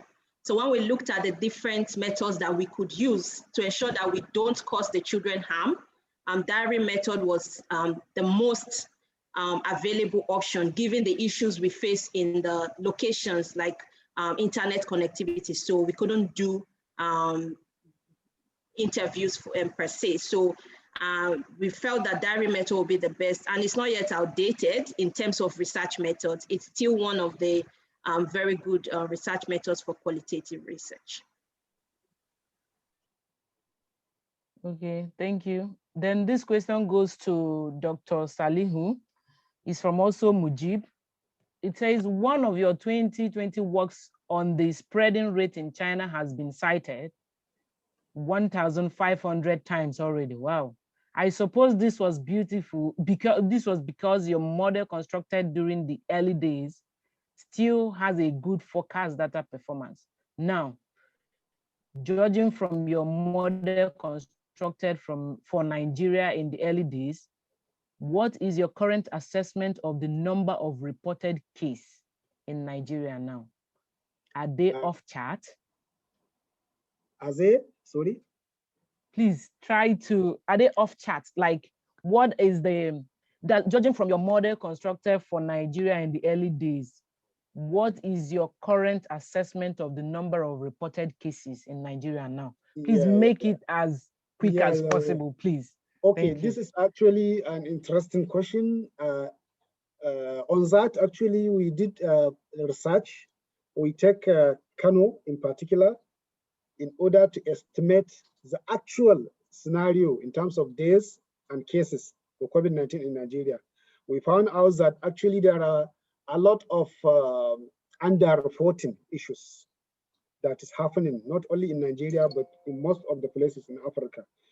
We did one paper, I cannot recall the title, but it's there. If you like, you can send, you can talk to me. My email is there. So we estimated there are so many underreported issues. So actually there are so many issues to see with regard to Nigeria or Africa. Okay, thank you. Okay, thank you so much. Thank you so much. And please, we are already, the time is already against us in questions. I told us we have 5 minutes. So I will just ask the next question, and other questions can be attended to by the presenters if you really want them to answer the questions. Then you can contact them in their private chat. They will attend to it. Thank you. Then the last question I'm going to take is for Dr. Uche. In your analysis, would using a small sample size of about 44 from 3 countries not affect your data conclusion? So for qualitative research, any number above 10 is acceptable. So it's not like quantitative that you have to do sampling, no. Because it's about the story, the individual story. So anything above 10 is okay. So we are still within the bandwidth for qualitative. Okay, thank you so much. We've come to the end of this session. Thank you to all our speakers and everybody that participated in this session. We are happy because we learned a lot of things from them. So I hand over the podium to the organizer. Thank you. Yeah, thank you very, very, very much, our own dear sister Chioma. We are delighted for the presentation and all to all the presenters who made their presentation. We really enjoyed it. Without much ado, I would like us to go to the next session, and this is going to be on gender, and is going to be anchored by our own brother, Mr. Oladapo Esan from the Hong Kong Polytechnic University. Over to you, sir. All right. Good afternoon, everyone. I hope you can all hear me clearly. Yes, I want to thank the executives of ANSHK for this opportunity and also the Research Forum Committee. Without wasting your time, I'll just move straight to the section, and I'll have a welcoming address. So this section is basically on issues in gender, race, and global politics. I welcome everyone to this second section of the 2021 Association of Nigeria Students in Hong Kong Research Forum titled Issues in Gender, Race, and Global Politics. This theme is very relevant to the current global debate on gender, race, and international politics. It is with great pleasure that I usher you all into this section, which will include 4 presentations, one of which will be presented by our esteemed guest speaker, Mr. Stanley, and others which include Dr. Adewale and Mr. Bamidele, and we have Miss Mistura. Mr. Stanley will be talking to us about heterosexual male victims of intimate partner violence, influence of masculinity on coping. As we sit back and listen, I encourage you all to see this presentation not only as an opportunity to learn from current global issues and to make contributions to global debates. I assure you that this section will be informative and very timely. Our guest speaker will make his presentation, that's Mr. Stanley, in 15 minutes, while other speakers in this section will make their presentation in 7 minutes each. At the end of this section, we definitely have 5 minutes for question and answer. So please, let's be reminded to please send our questions to the chat box while the presentations are going on. And we also request that all in attendance give an assessment of each presentation by completing the online questionnaire using the link found at the end of your copy of the abstract. You may also include your questions and comments to the presenter on the questionnaire. So just sit back, relax, listen, and enjoy this section. Thank you. So I'll invite Mr. Stanley, that's our guest speaker for this section, for his presentation. Okay, thank you very much. I want to thank the organizers of this forum and for inviting me to share my research on heterosexual male victims of intimate partner violence, influence of masculinity on coping. So this is my presentation outline. I'll begin with the overview of intimate partner violence against men. Then I'll move on to coping. Is masculinity a cause? And then methodology, result, and discussion, and then I'll conclude. I'll try as much as possible to maintain my time. Intimate partner violence is an aspect of family violence where one partner dominates the other. That is, it can be either sexist, it could be physical, psychological, or sexual. When it is physical, we're talking about beating, kicking, etc. Psychological, we're looking at verbal abuse, belittling, manipulation, and control. Now, some studies will actually look at them separately or independently. However, in this study, we try to look at all non-physical abuse as psychological. And then we have forced sexual intercourse, insertion of vibrators, all classified under sexual violence. Now, all this could lead to broken bones, injury, depression, and or even death. There are 2 major views in IPV. We're looking at the feminist view and the humanist view. For the feminist view, they actually believe that men are the sole perpetrators of intimate partner violence, while the women are victims, are the sole victims. And where women use violence, they believe that it is only because of or for self-defense, to regain an aspect of their lost identity or for retaliation. Whereas on the contrary, the humanist view believe that both sexes can actually perpetrate violence and both can be victims. And also we should consider the violence in LGBTQ community. Now, research in the heterosexual community has often focused on female or women. Now, male victimization was traced to 1978, although there was no proof then until the conflict tactics scale provided its first proof in 1979. According to Shori et al., it says 20 to 30% of men will be physically abused, while 70 to 90% of men will be psychologically abused each year. Also, other scholars have noted that 25 to 50% of intimate partner victims each year will be men. And in Canada, between 2010 to 2014, more than 50% of intimate partner victims were men. And further studies show that 1.7% women and 2.9% men were being victimized physically and sexually between 2015 to 2019, with 34% of women and 35% of men reporting intimate terrorism. Now, intimate terrorism is the worst form of intimate partner violence.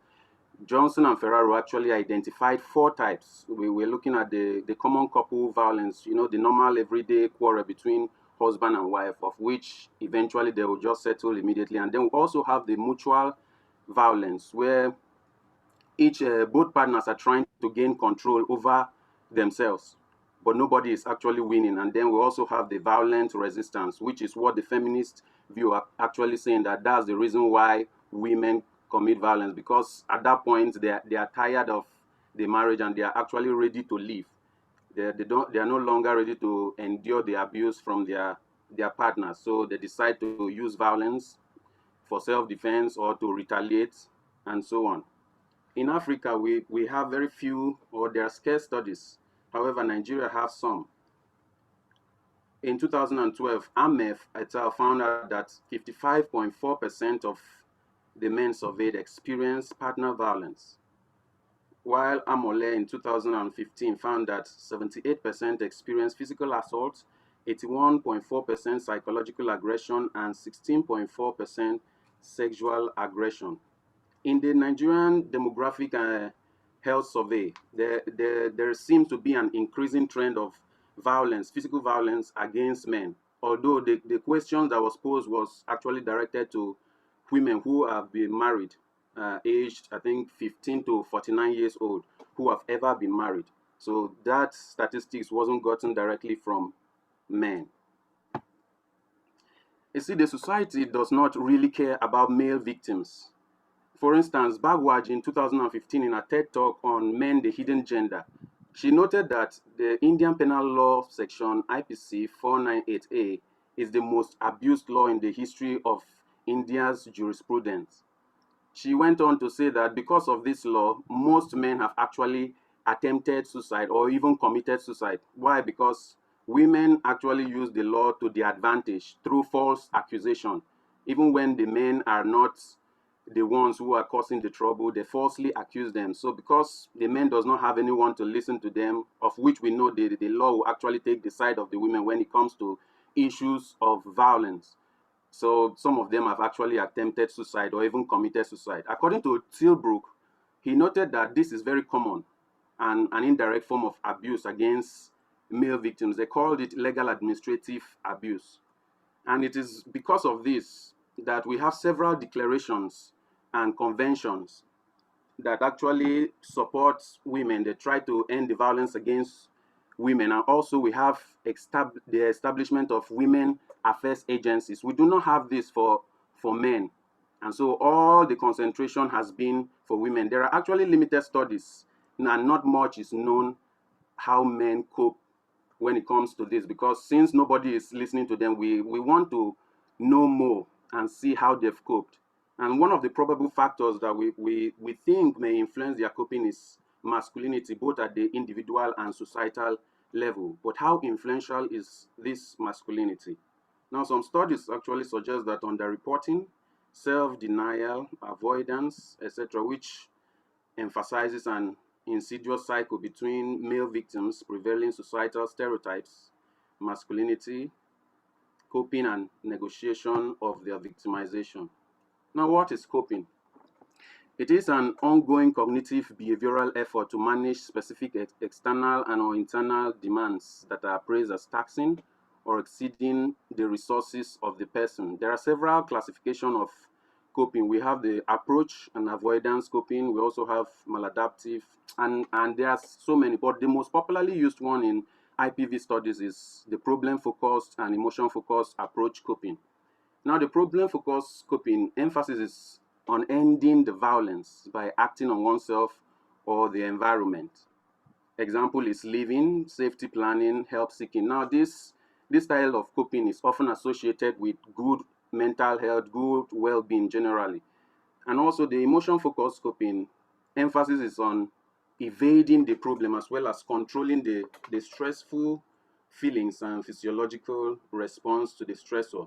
Example, we have prayers, acceptance, and minimizing of the abuse.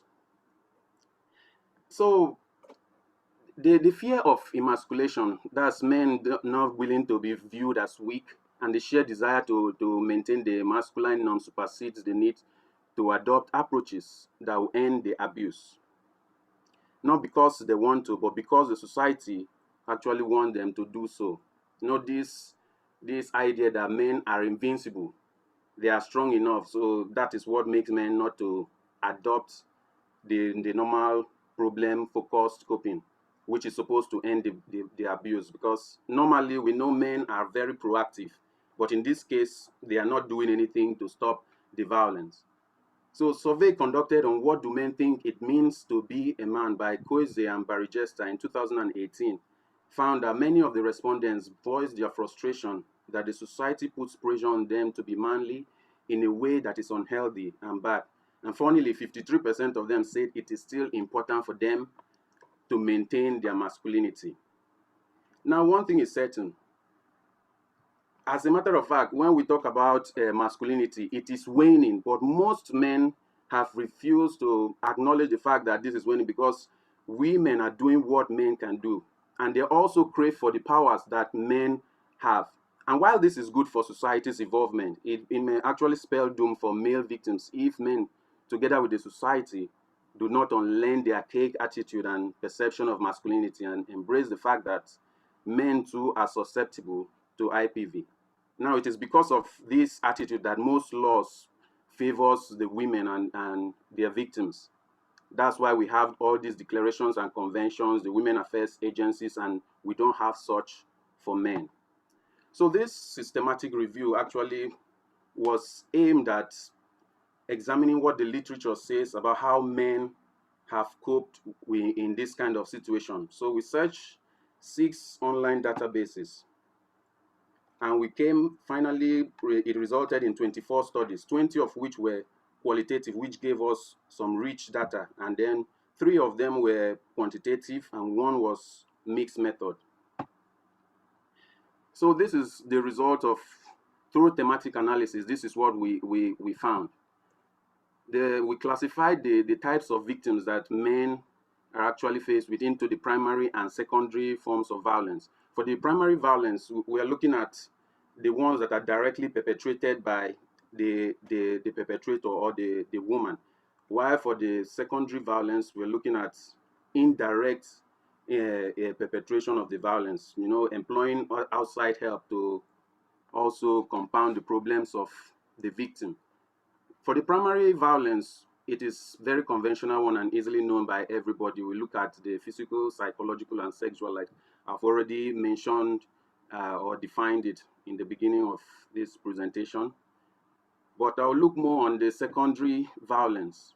One of the types is legal administrative violence. Here, through false accusation, women actually compound the problems of the men. Like I mentioned earlier, when Bagwaj in a TED talk, she said the history of the law that has been the most abused in the history of India's jurisprudence, where men are falsely accused.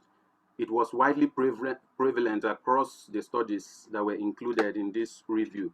And also, we have talk battery, although it was only one study that actually looked at talk battery, where some talks were actually employed to beat up the victim. And then we have weaponization of children.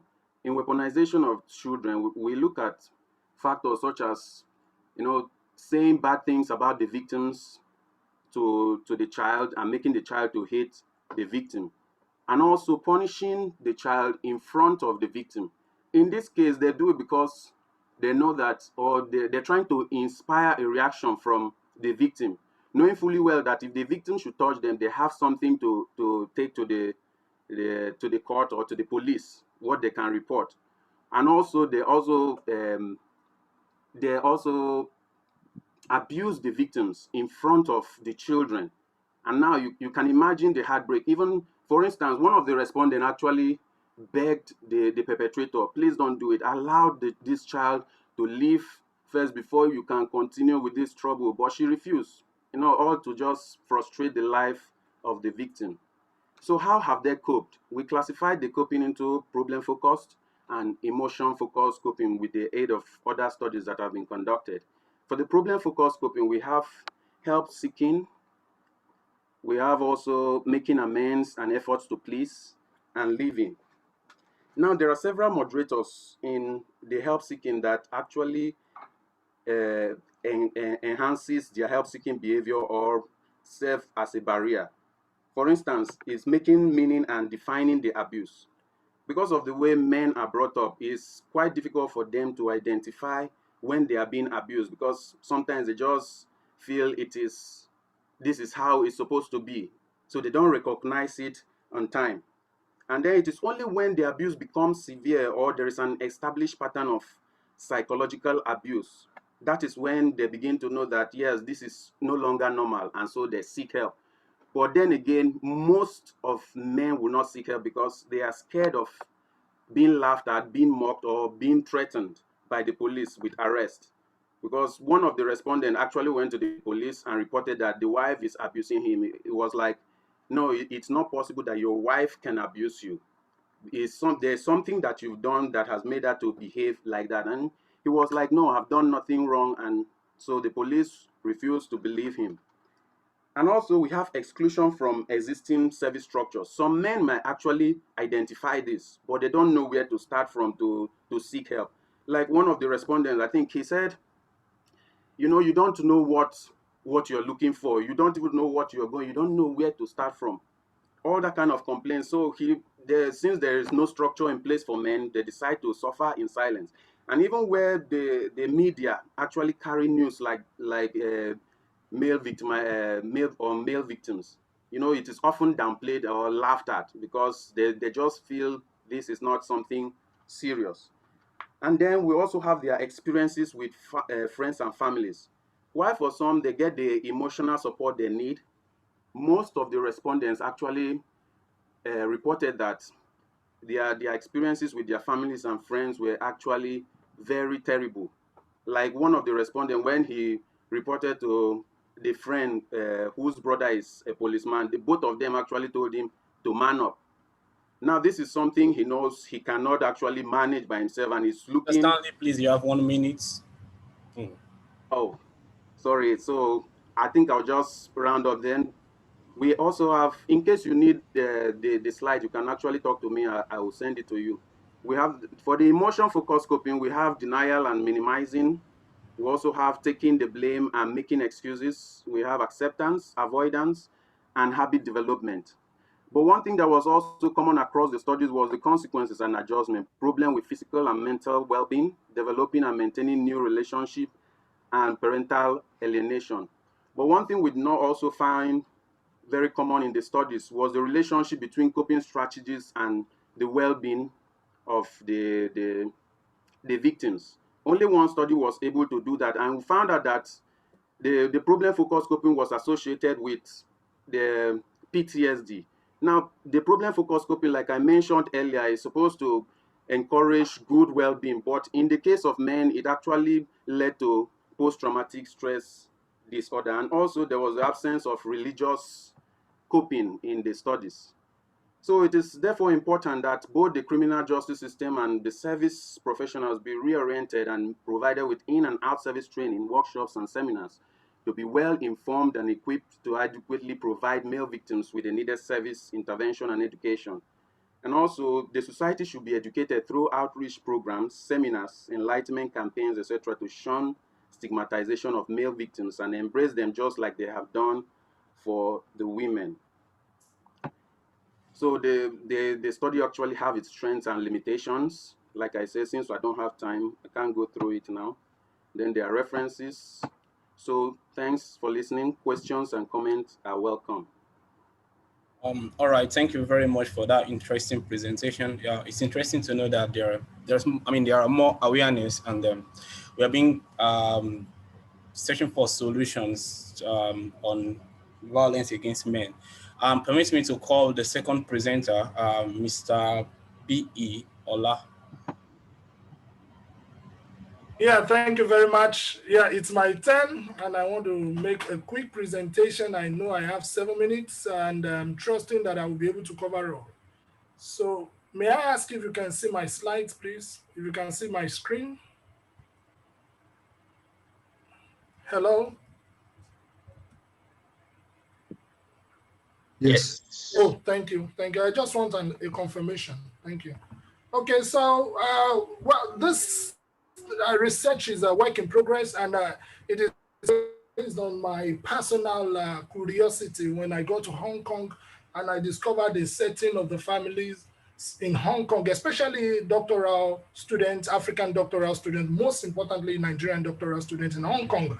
I discovered we had two kinds of families, where you have the males as the I will call them as the sponsors according to the law, immigration law that brought families here. We have men who are the doctoral students, and we have their wives who have come to join them for family reunion.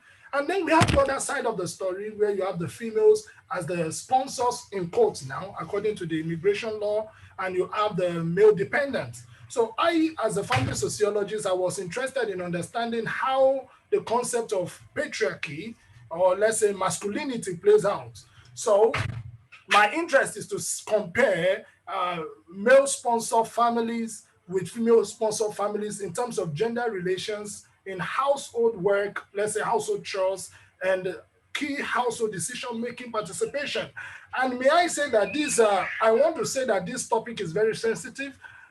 So I will try as much as possible. All the names used in this research, they are anonymous, okay? So they are just dummy names. They are not the real names of the people who participated in the research. So I will be looking at male dependents, female sponsors. I'll be investigating the roles of two competing theses, that is the persistent patriarchy and compromised masculinity among our students. So just as a way to start, because picture speaks 1,000 words, I want you to imagine this picture of a smoking doctor, okay? A doctor who is smoking. What comes to your mind when a doctor is smoking, whether male doctor or female doctor?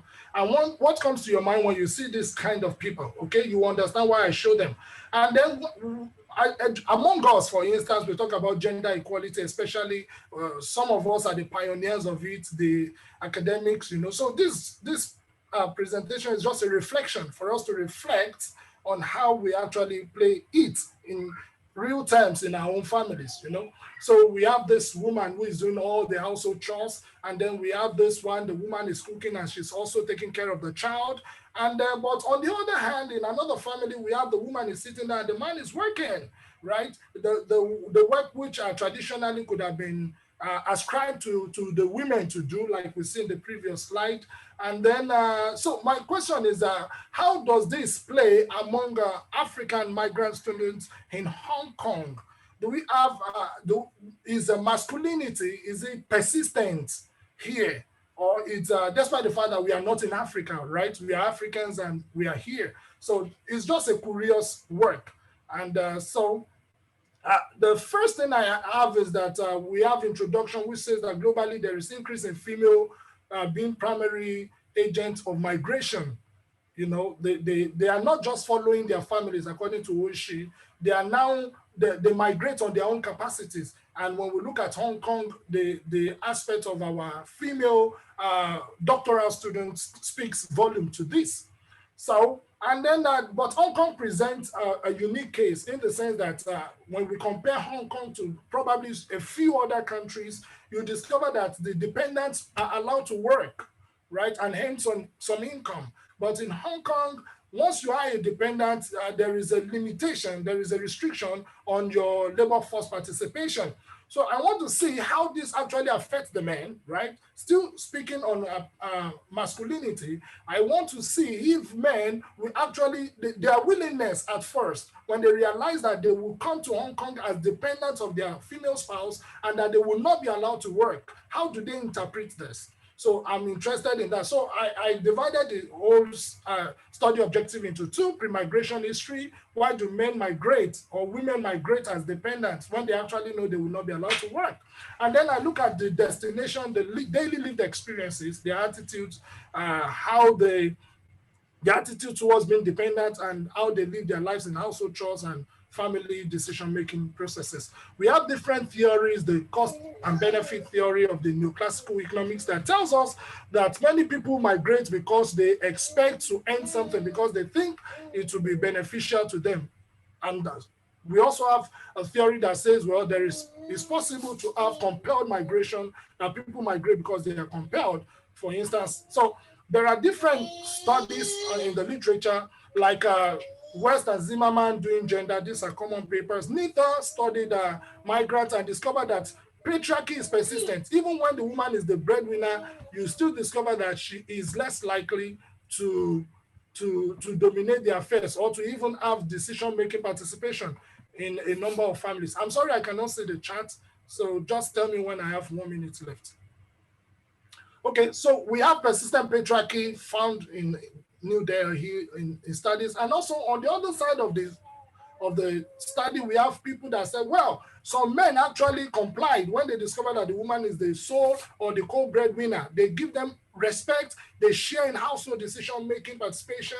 Not only the woman is not the only one that does all the cooking and childcare. So that we can call compromised masculinity. In other words, masculinity is flexible, is not salient, is redefined. So what obtains among us? So my study, I conducted this study during the lockdowns in 6 families, doctoral students. Two of them were female sponsors and 4 were male sponsors. I conducted several family visits behind closed doors so I could see what was happening. I used ethnographic method. And then the reason why I do this is because we know our future African leaders are here. Okay, so if we want gender equality, we can show it in our family. So we have some challenges, like men were less willing, male dependents. Men who were not the sponsors were less willing to participate, but I could get a man who participated and shared his mind with me. So let's see some of the results. So all the dependents were Nigerians, to be precise. And so I think I already said that. So let's see, why did they migrate? For the male, we have evidence of aspiring migration. To this man, he said my attention was more on the exposure. What is the journey all about? So for him, it was like an exposure. He came because he believed he could even run his family business at home, and then he could also change, find his way and make money here. But when we look at the female aspect, we discover that a woman was complaining to me that she just came because it was family reunion and because she was culturally expected to travel. So her coming was not by her volition. And I had to restrict myself in some of the families because after some discussion, there were some arguments between the couples. So I cannot present all the results, but what I just found, let me go to the conclusion, is that, most of the men migrated because they believed that it is possible for them to earn some benefits. While majority of the women I interviewed, they migrated to join their husband because they were culturally expected to do so. Their family members would tell them, you have to be with your husband, you may marry somebody else and stuff like that.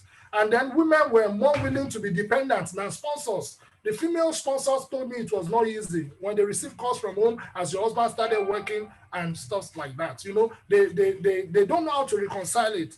And men had the final say in decision making. And in most of the families, I can say in over 99% of the families, female sponsors were still doing all the work. In fact, there was no difference between female sponsors and female dependents.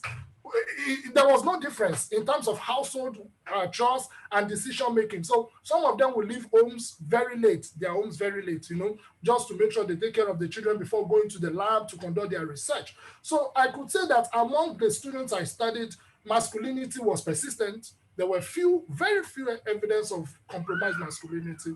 So we have reflexivity, and I think I should stop there. Yeah, I time myself, the time is up. So thank you very much. It's a work in progress, and I'll be willing to entertain questions. Thank you. All right, sir. Thank you for that insightful presentation. Thank you so much. Let me just remind every one of us that we have the question and answer at the end of all the presentation for this section. So permit me to invite Ms. Salahuddin for a presentation. Good afternoon, everybody. I would like to share my screen now. Okay, the title of my presentation is China the New Normal? Analyzing Nigerian elite conversations on Sino-African partnership. I know I have 7 minutes to present this, so I'm going to try as much as possible to cram up all this numerous stuff in 7 minutes. So I will eliminate some irrelevant background information, and I'll start with this. Africa is witnessing increased engagement with China, notably in the areas of infrastructural development, business and trade investment, as well as financial aids. And as of 2019, China has surpassed the European Union and the United States to become Africa's largest trading partner. So beyond these economic engagements and bilateral initiatives, China is also cementing its footprint on African continent through aggressive deployment of various diplomatic initiatives, such as the establishment of Chinese media outfits, establishment of Confucius Institutes, different cultural educational exchange programs. And in addition, there is also a large inflow of Chinese products and businesses in Africa. And Nigeria in particular has also witnessed a lot of this. Now, because of this infiltration of Chinese products and businesses, the socioeconomic landscape of the continent and the country, that is Nigeria, has been transformed from heavy reliance on Western nations to reliance on China. Now, how Nigerians have been responding to these subtle socioeconomic and sociopolitical changes is what this study seeks to investigate. So for the literature review, literature actually says that the numerous Chinese initiatives that are being carried out in Africa is to the purpose of changing the hearts and minds of Africans, into receiving a favorable response to China. And many of these studies shows that perceptions about China in Africa are different. Some have favorable notions about China, some have negative notions about China. But what is interesting about these studies is that they are usually dichotomous in nature. For some countries, the perception is entirely positive. For some countries, the perception is entirely negative. So, but there is a little bit problem about this, because the truth is perceptions cannot be dichotomous in nature.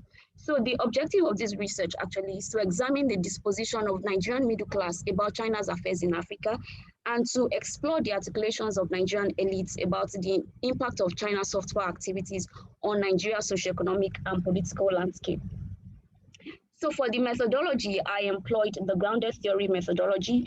That is the Glaser and Strauss's dimension of grounded theory. And the reason why I used grounded theory is because the basic premises is to understand the problems central to the research study, and to explore how participants make sense of and navigate these problems. So the end result is to construct a theory that best describes the particularity of the phenomenon of the study.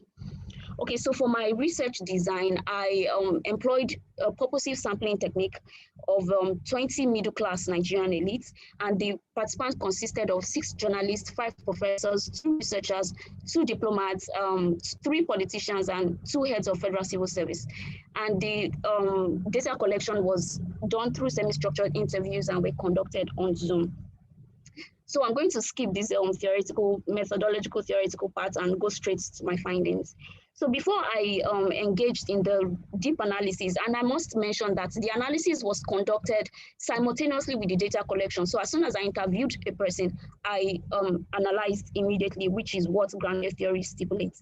So before going into the findings, I actually found that many of the participants pay attention to news and information related to China, and they have high engagements with Chinese products and people in the country. So for the main findings, after my analysis, I was able to identify 20 subcategories, And from these 20 subcategories, they were subsumed into 7 major categories based on 3 thematic dimensions. And from a synthesis of all of these dimensions, a core theory emerged. And the core theory is titled Mitigated Skepticism as Dispositional Affect. So I'm going to explain what this theory is all about. So I identified mitigated skepticism because it describes the deep-seated resentment and harbor skepticism that Nigerian elites have about China's partnership. But however, I identified that this skepticism was also tempered by a profound admiration for China's strategic diplomatic activities in Africa. So from each of these, I told you earlier that I identified 3 dimensions. The first dimension is perception of China.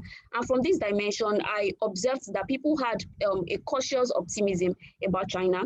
Now, from their views about China-African relations, I noticed that they had a form of overt suspicion about China. And then about their evaluation of China's impact, the feeling they had was a form of mitigated euphoria. And all of these 3 feelings were synthesized into the core theory of mitigated skepticism. So I'm going to talk about each of these as briefly as possible. So for the perception about China, which people actually think with a form of cautious optimism, I identify some subcategories, and the first is the demystification of Western hegemony. Here, people tend to believe that China has come to break the hegemonic or the suprematic hold of Western nations in Africa, and they believe that China is a welcome alternative to Western goods and services. And the second one is obsession about self-development. People have this notion that China is obsessed with self-development. They want to project their image. They want to be the number one country in the entire world. They want to surpass the United States. Now, this was a common perception among participants. So from this also, the second dimension here, that is the views about Sino-African relations. This is where people start having problems with China. People have favorable perceptions of China, but when it comes to China's relations with Africa, they have negative perception. And the first is covert dominance. People have this perception that China is subtly trying to overtake Africa or Nigeria, as it were. And they are doing this very subtly. And they have this sense that China is engaging in a form of neocolonialism with Africa. And they do this because they think this because they believe that China is, stylishly trying to lure Africans into, a form of neocolonialism by giving numerous financial aids and loans and things that Africa will not be able to pay back. And if they cannot pay back, they tend to, see some of Africa's resources. But some participants, actually 2 of them, think that China has genuine intentions towards Africa, and that Africans are probably the ones that are not doing well to, to engage with China at the level that they are supposed to engage China on. So the third aspect is about the impact of China's activities on Africa's development. And perception of people about this is that they have this form of mitigated euphoria about, the impact of China's activities on Africa. So the first feeling that people have about the impact of China on Africa is that China has contributed a lot to the infrastructural development of Africa through innovative contribution, particularly in the area of the rail sector and the road sector, as well as in the, the Belt and Road Initiative that China has with a lot of other countries. Now, this is a positive affirmation, right? But some people also have this perception of economic sabotage. They believe that China is deliberately doing all these positive things in order to economically sabotage Africa. And they believe that this is so because China imports a lot of products, to Nigeria, to Africa, as a matter of fact, and lots of local industry have suffered as a result of this. One major one is the textile industry in Africa, in Nigeria particularly. The textile industry has gone, it has reduced significantly. A lot of textile producers have gone out of jobs because China imports. Yeah, thank you very much. Because China now imports, lots of textile materials. So aside from this, there is also the perception that China is a threat to the sovereignty of many African nations. And they believe this because, Chinese loans are deceptive means of plunging the continent into debts, which also, threatens the sovereignty of the nation.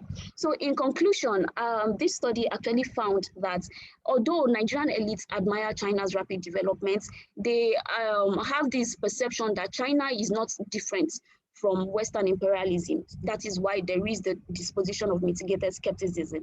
And also we found that the articulations about Sino-African relations is beyond positive and negative continuum. That is, there is a more nuanced explanation about people's perception of China. So I'm going to end my presentation here. Thank you very much for listening. And I'm very sorry I may not have time to take questions because I have to run along. Thank you so much.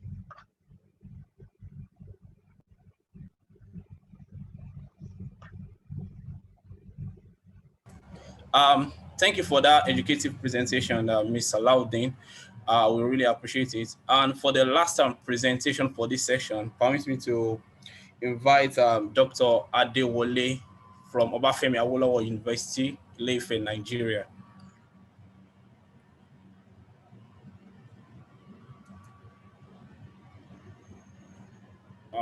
Dr. Adewole, is she present?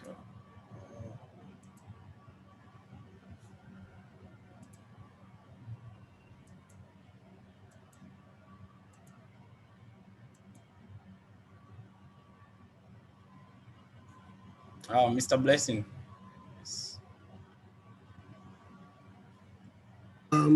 Well, I've been trying to also trace the. Oh, we can't hear you, please. Sorry, can you hear me now? Oh, yes. Oh, yeah, so Bro Bamidele may have information for us, but I can't find her on the list of. Oh, okay. Mr. Bamidele, do we have any information from you? Yes, she wrote me just a few minutes ago. Ma, we are waiting for you, ma. It's your turn. Hello? Yeah, thank you, ma. Oh, I see. Sorry. She said she had a network problem because she joined us even before my presentation. So I think she had a network problem. I think she's joining us right away. Okay, but so in the meantime, we can take questions. Okay. Yeah. Okay. So we've had like 3 presenters. So do we have any question? So you can drop your question in the chat box if you have any question for.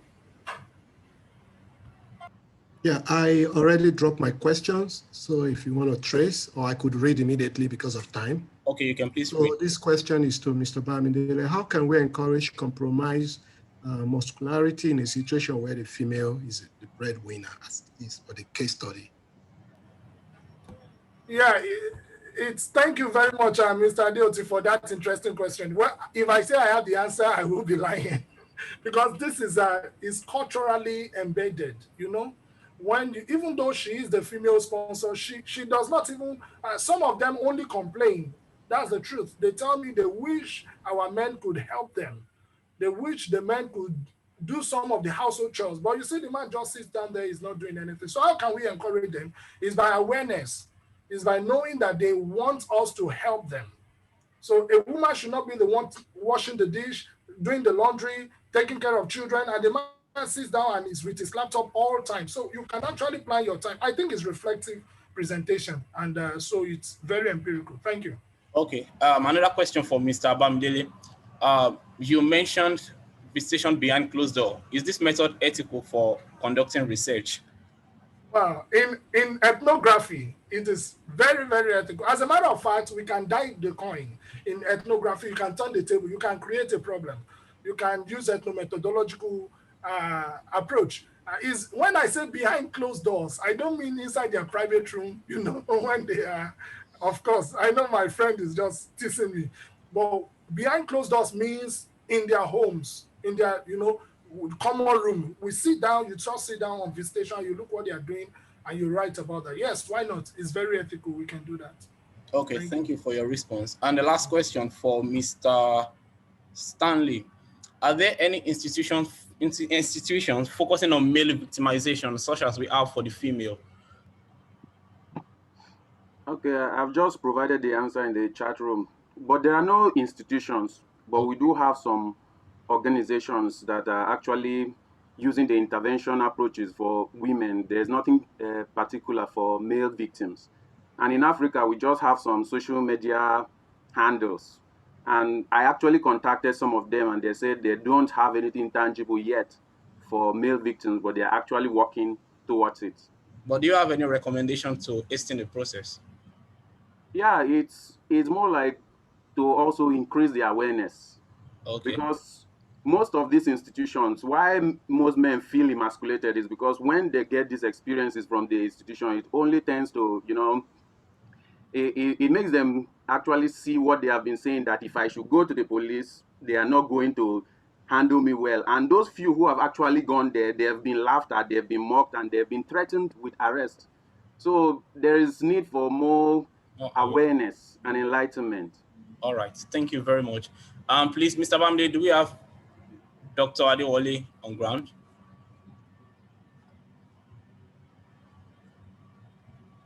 I suppose she should be here now. It's just the problem. I think we are all the old problem we are all familiar with.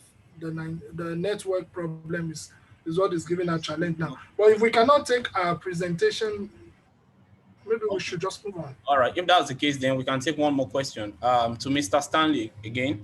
Are there studies on mental health of males connected solely to their sexual relationship and distress? I'm not sure. Is that question? Actually, I am not really sure about that, but there are actually there are studies that is related to sexual violence. I can tell you that. Against men. But when you talk about the mental health of males and its connection to their sexual relationships, I'm not really sure. But what we do have is, when the men are underperforming, the women also use that as another form of psychological abuse on the men. But I'm not really sure about if there are these studies. I can't say for sure. Thank you. All right. So I think that will be the end for this session. Mr. Blessing. Yeah, thank you very much, sir, for anchoring the session. I'm just trying to follow up with Dr. Grace Ololade from IFE. Well, thank you very much. I think the session has successfully come to an end. We can go to the next section now. So please permit me to invite our anchor for the next session, and that should be our own brother, Mr. Philip Bodunde. Over to you, sir. Thank you. Thank you very much. You are all welcome to this session. On behalf of ANSHK Executive, I welcome you to this session. And this session, we are going to be presenting you with, we are going to be presenting wonderful speakers, including Mr. Kevin Ojaremi, Mr. Mr. Alabi, the trio from the Hong Kong and Mrs. Joy Hadioti from Food Kure, and Mr. Okikiola Gabiaka from HKUST. Mr. Temitope will be presenting on, Mr. Okikiola Gabiaka will be presenting on effect of calcination temperature on hydroxia developed from waste production. Mr. Kevin Ojaremi will be presenting in global gas flaring for determining the mass sizing of gas wire process. Hello, sir. Maybe it's only from me. We can't hear you. Oh, really? Yeah. Okay, maybe I should increase my something. What about now? Yes, we can. Okay, so maybe I start again. I welcome you to this session. We are having 5 presenters in this session, and including Mr. Kevin, Mr. Joy, and Mr. We still can't hear you. Oh, yes. What? Yeah, I think I think when you change your head, when you shift. Maybe maybe I should stop using the headset. What about now? Can you hear me now? Better, yes. Oh, okay. Okay, maybe the headset. So we are having 5 presenters in this session, including Mr. Yola Gbabiaka, who will be on hydroxyapatite developed from waste poultry eggshell, and Mr. Kevin will be presenting on the emission reductions in global gas flaring for determining the optimal sizing of gas to wire process. While Ms. Joy will be presenting on the growth performance of coffee bean Vivio and the botanical name she can pronounce better in stored starchy food in Africa and parts of South America. And Mr. Toby Alabi will be presenting a stochastic multi-objective optimization model of a zero carbon multi-energy system. So I do hope this session will steer us up to the state of the art research in these areas. And I implore us to sit back and listen to that. So Mr. Okikiola Agbabiaka, you have the floor, please. And by the way, your presentation, you are going to present for 5 minutes. Each of the presentations, they are cross institutional researches. So we are not going to, we don't have any guest speaker here. So we are going to, the presentation is going to take only 7 minutes for each presenter. So please stick to time. Please, can you move to the next one? I will present the next one. So stick to time, and I will alert you when you stop. Okay. Over to you, Mr. Okikiola Agbabiaka. Can you hear me? Can you hear me? Can you please speak up? I can't. I said you should skip me. Like you should go to the next one. I'll present the next one. Sorry, I'm quickly attending to something. Okay, he wants us to move to the next presenter. While yeah. Okay. Yeah. Okay. Yeah. If Mr. Okikiola is not ready, Mr. Okikiola, you are not ready? Yeah. They said we should just move to the next presenter. Yeah, please. All right. Mr. Kevin Orisharemi, please, over to you. Maybe we'll come back to Mr. Okikiola Agbabiaka later. All right. Thank you. Okay. Hello, can you hear me? Yes, very well. Okay, so I need to share my screen.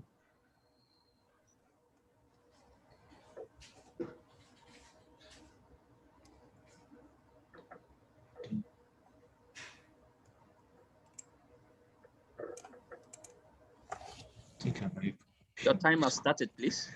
Hold on, I have a program we'll be sharing.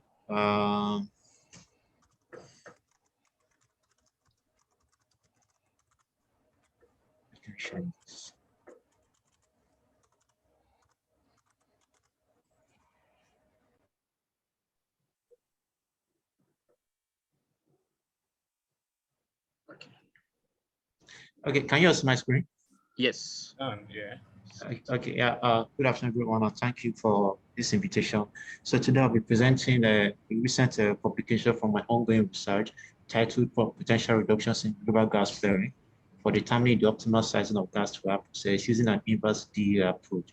So as an introduction, I would like to introduce the essence of my research. I'm currently working on designing, working on the optimal design of the petroleum supply chain using Nigeria as my case study. So as a very brief introduction, I would like to really explain what a typical petroleum supply chain looks like. So it consists of 3 different sectors, from the upstream, midstream, and down to the downstream. So the core activities, I'm really working on optimizing the industrial processes that take place across all 3 sectors. So for a start, I'm really optimize all the core processes in the upstream sector, and I really want to minimize all forms of waste involved in the oil extraction process that takes place in the upstream sector. So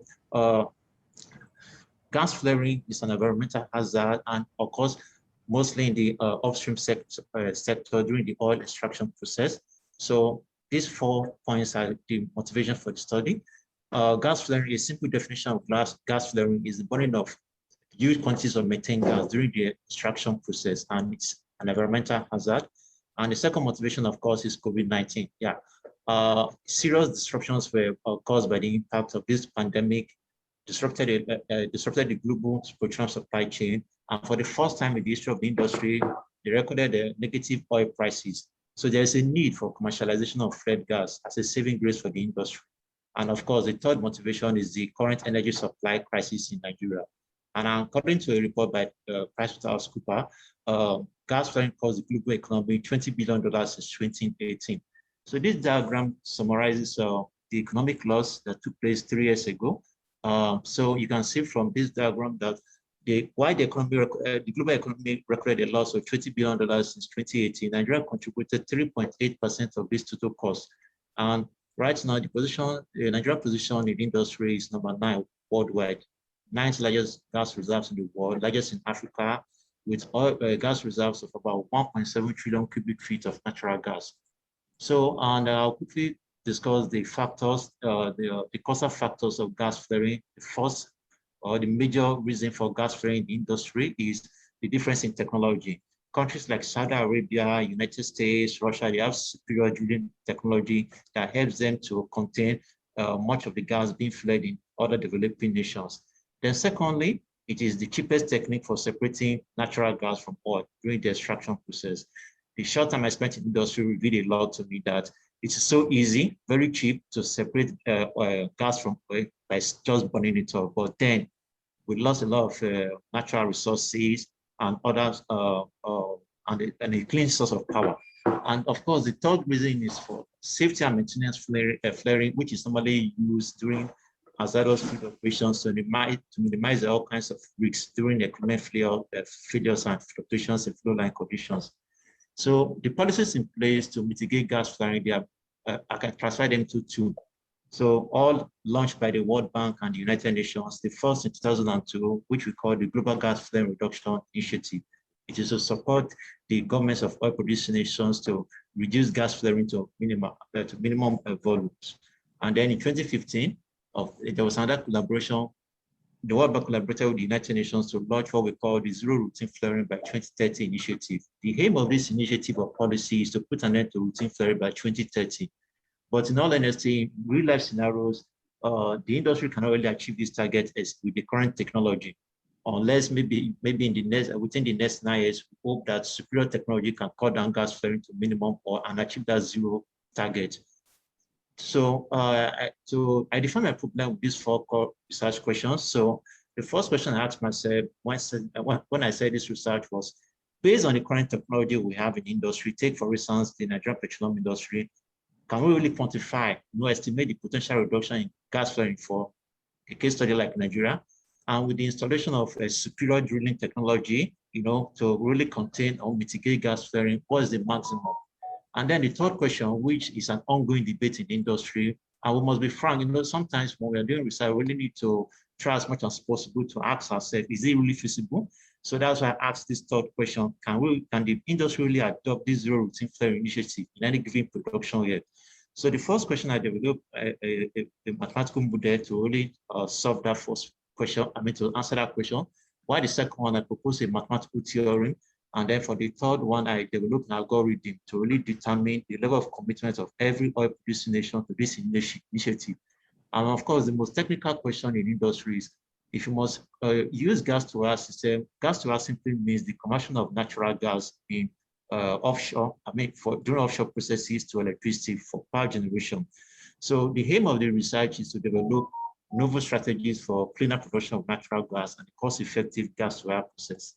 And so the methodology, the simple definition of methodology is DEA. DEA is a non-parametric method in operational research, not just in engineering. Even the economists, they use it for estimation of production frontiers or productive efficiency of decision-making units. And of course, the underlying principle is linear programming. So I'm using the inverse DEA method because it's a new approach. It's quite, I can say it's just 3 years old. The guy who came up with the technique developed it in 2018. So it is the reverse process of the DEA methodology. So why the DEA uses generates the efficiency score for producers, the inverse works in the backward direction, like it uses the efficiency score to determine optimal changes in input and output data. So that is a simple explanation, of the methodology. So, and of course, the optimal sizing of gas-to-wire process, like I've said, gas-to-wire is just a strategy for converting natural gas to electricity, which can really go a long way solving erratic power supply in Nigeria. So for the first time in literature, I came up with a mathematical expression to really define the optimal size, which I've explained here. The phi is for the units of turbine, the pi is for the annual gas consumption of a turbine, and the minimum and the maximum reductions in gas flaring can really give us the upper and lower bounds for really determining the sizes. So these are the inputs I chose for research. For all the oil producers, I loaded the data of 13 oil producers into the mathematical model, starting with the inputs, the current account balance, oil was completed, and so on to refinery capacity. And of course, there's one desirable output, and undesirable output is the fled gas, which I really want to minimize. So let's go straight to the result without wasting time. So from the first scenario, I created two scenarios for this study.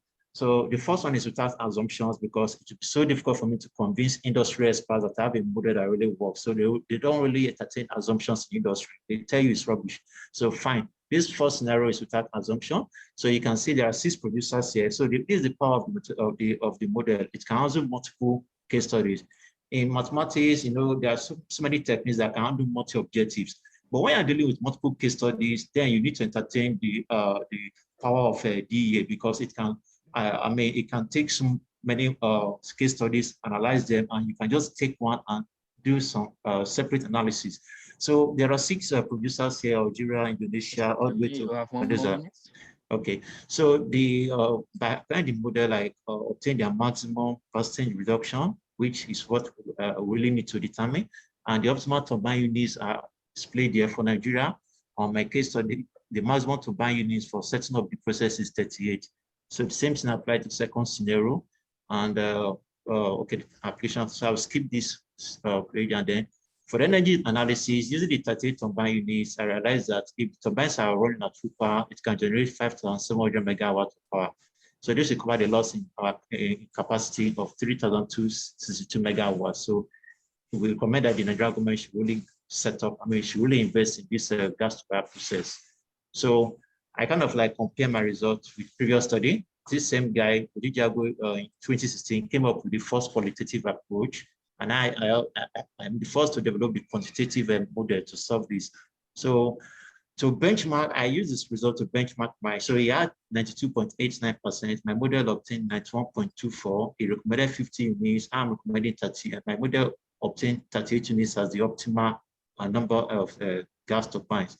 So when I consider the effect of financial capital, yeah, my model has performed his own technique by obtaining 96.64%.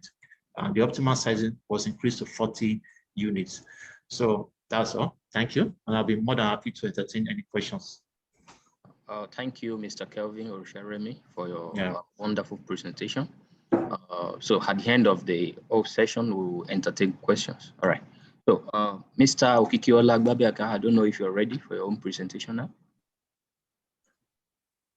Okay, I'm ready. All right, please share your screen. Okay, just a moment. Okay.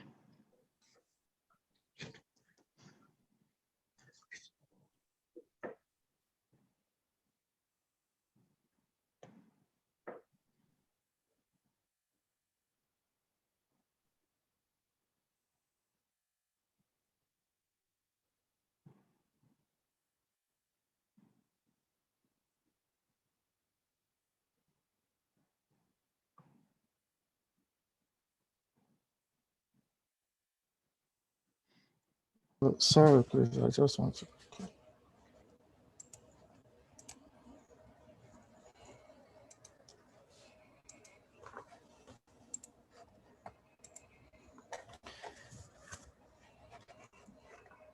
Yeah. Can you see the screen? It has disappeared now. I saw it previously. Oh, it has disappeared? Okay.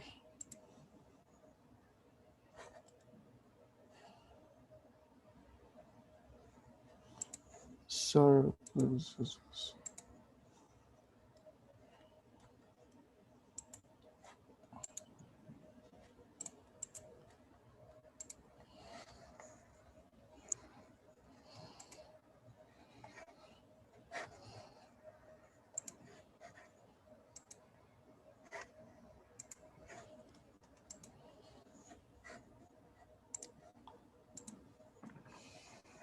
Hello, can you now see it? Yes. Okay.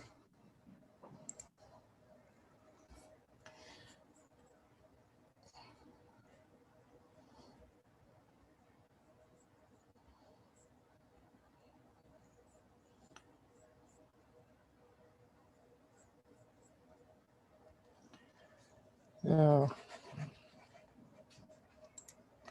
Okay, good day. Okay, good day, everyone. Oh, my name is Okikiola Hababiaka from the Hong Kong University of Science and Technology, Mechanical Department, standing on the existing protocol. The topic I will be talking about is the effect of calcination temperature on the adverse appetites developed from waste poultry egg shell. Otherwise, we can zoom the topic to be agricultural waste for biomaterials. Okay, the introduction. So tissue engineering, okay, according to Wikipedia, is a biomedical engineering discipline that deals with biomedical cells, or we can say biomaterials, okay, that are placed in tissue scaffolds, okay, for the formation of viable tissues for medical purpose. But it is not limited to just the application that involves cells and tissue, but then it is basically, okay, about biomaterials. So what are biomaterials? Okay, biomaterials are materials that are applied as implants, scaffold, fixation plates, okay, and dental fillings because of their excellent bio activities and biocompatibilities. Okay, these materials could exist in different forms. It could be in form of metal, okay, ceramics, okay, or sometimes we can use wood, okay, wood, okay. So, but then the commonest, okay, that is the most common biomaterials, okay, studied is hydroxyapatite. Okay, you can abbreviate it as HAP. So HAP, okay, which is hydroxyapatite, is an example of a synthetic biomaterials that is capable of supporting bone reformation and osseointegration in dental, okay, maxillofacial and orthopedic application. So as you can see from the screen, this is the bone structure. Okay. So what is the idea, okay, that I want to pass across from this is that a bone, okay, consists of approximately 60 to 70% bone minerals, okay, and of course it contains, okay, some other, okay, constituents, okay. Of course, as you can see from the screen, the collagen fibers, molecules, okay. But then the target, okay, the focus here is the hydroxyapatite.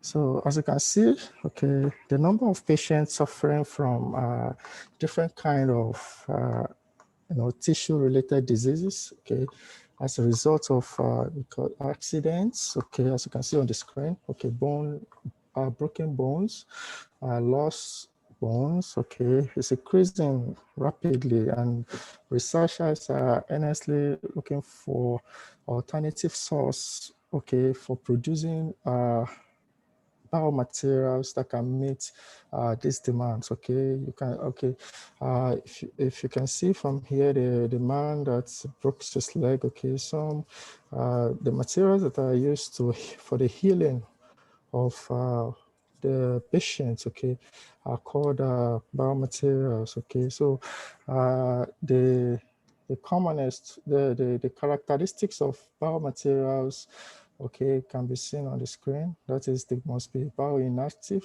okay, bioactive, okay, and must be capable to support bone reformation, and also for bioresorption. So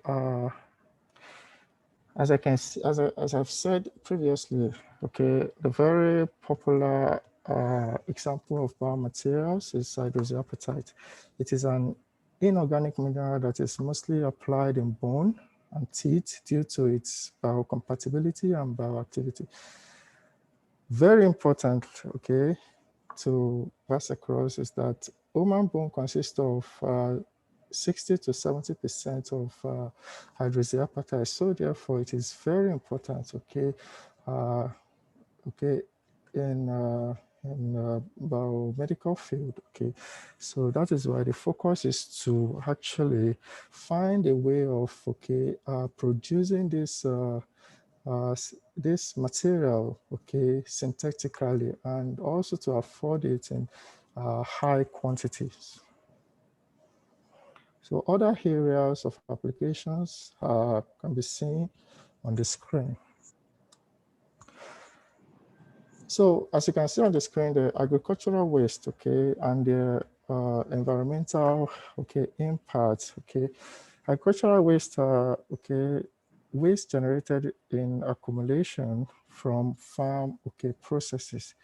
As you can see from the screen, the waste are ignorantly disposed into the surrounding. This is eggshell, okay, eggshell waste. Okay, because many people are unaware that some of this waste, okay, contains valuable substances that can be used for material development. Moreover, the disposal of this kind of waste into the environment, okay, especially when they are in accumulation in excess, can pose serious problem for the human life, human being, animals, and the vegetation.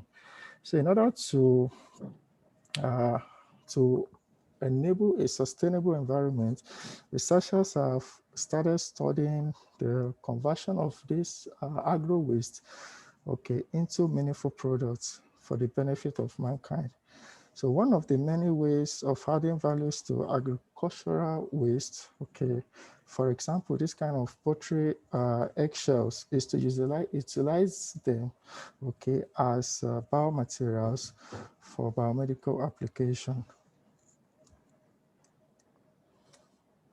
So now, why is eggshell important? Okay, this eggshell contains, okay, some bioactive compound that are beneficial for biomedical application. It consists of 95% of calcium, okay, and then of course the shell consists of 95% of calcium. The body membrane consists of collagens, okay, and then these materials, okay, after processing them, okay, because of the calcium carbonate present there, one can actually say, okay, this material can be used to produce hydroxyapatite in large amounts.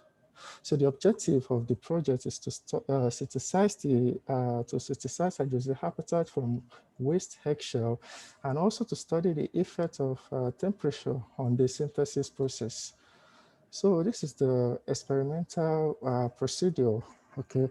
As you can see, okay, from the screen, the procedure followed towards the realization of the hydroxyapatite is as shown here.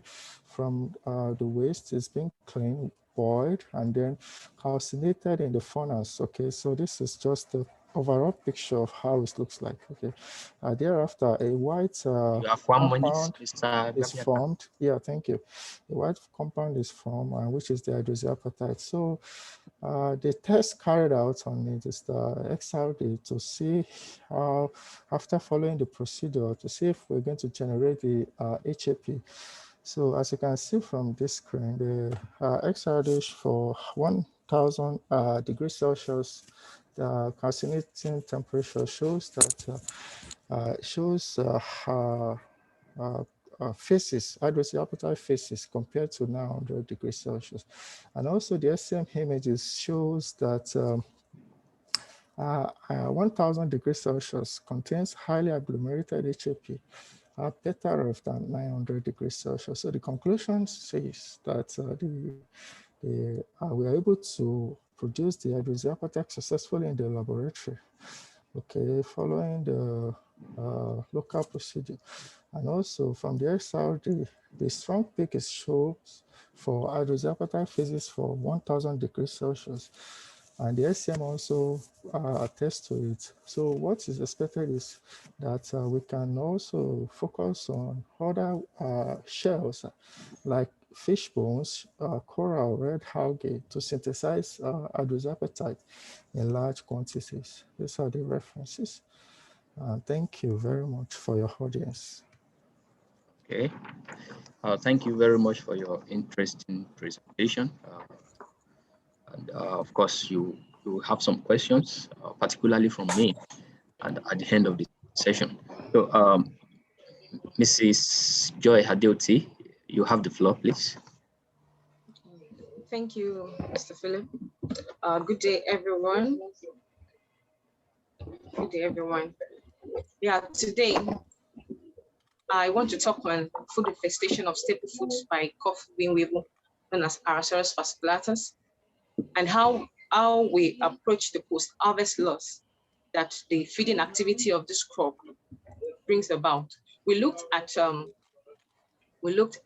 what factors can inhibit the growth of these storage pests and how we ensure that there's food security and long-term storage of this staple food.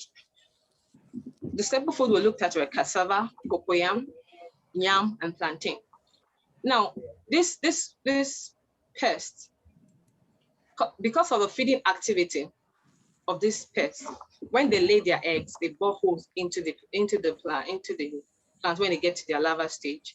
The larva stage, they put inside this staple food, and by the time their adults emerge, it brings about boring of hole in this particular staple food. And this feeding activity brings about post-harvest losses in general.